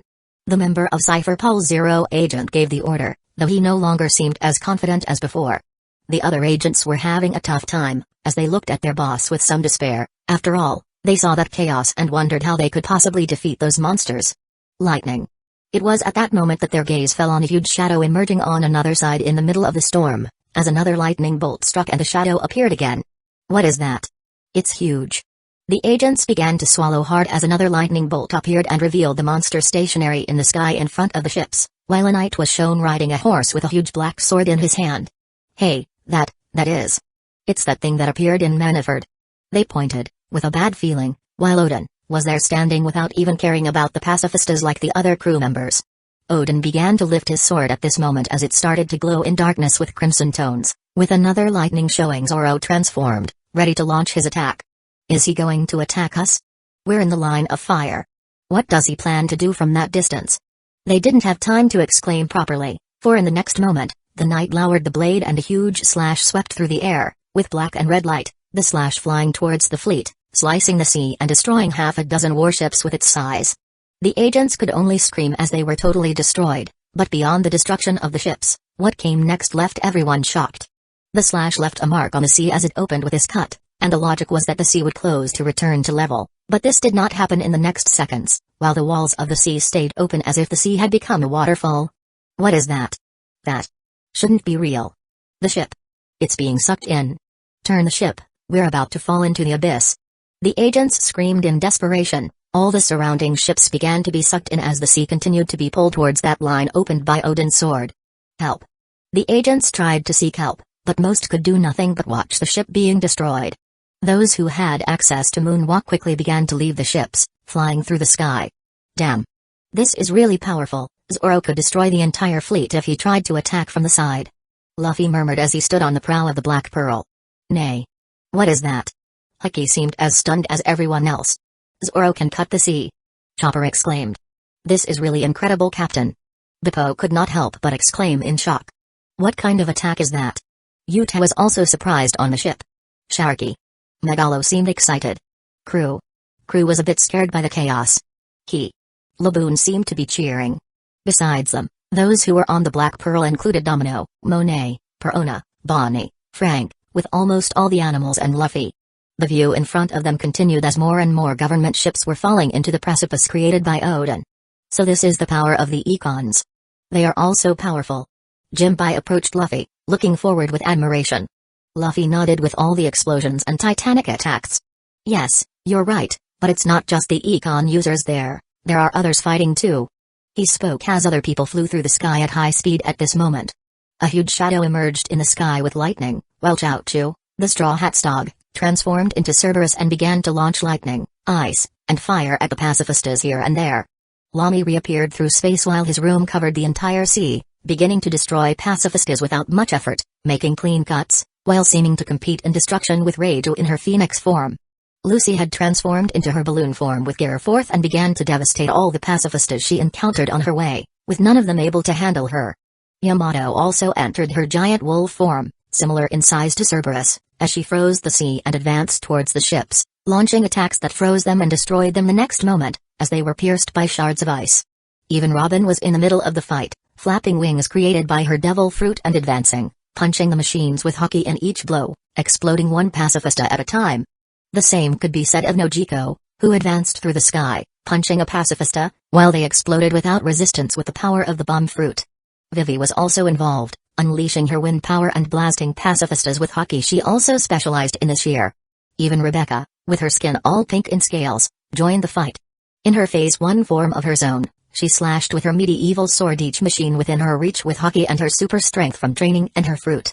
Brook also seemed to play as he laughed in the sky and cut the machines, freezing them like Shiva was doing. Baby 5 began to spray bullets on everyone, even being able to replicate the laser ray easily, but she could create a kind of device on her back, launching multiple laser rays, using the very power against the pacifistas. In the face of the power of the world government, the Straw Hats launched against it, showing that even this amount that the government sent to finish them off ended up being just cannon fodder, while the crew continued to destroy and easily pass through all their opponents at that location. Chapter 383, Reception of the New World. 04. Cut. A government ship was sliced in half as Rebecca passed by one, leaping again through the sky with moonwalk and advancing to the next. While the nearby ships, affected by the cut Zoro created in the sea and still experiencing the cascading effect pulling all ships that tried to escape their downfall unsuccessfully, fell and deteriorated into a pile of ships collapsing on top of each other. Fish flailed out of the water in that space where the water had been cut to the seabed. "This is bad," exclaimed one of the agents, landing on one of the ships in a safer area after escaping the one falling into the abyss. And before these agents could say anything, their ship began to levitate at that moment, and it was not just one. Others also began to rise as several of them did the same and began to ascend to the sky.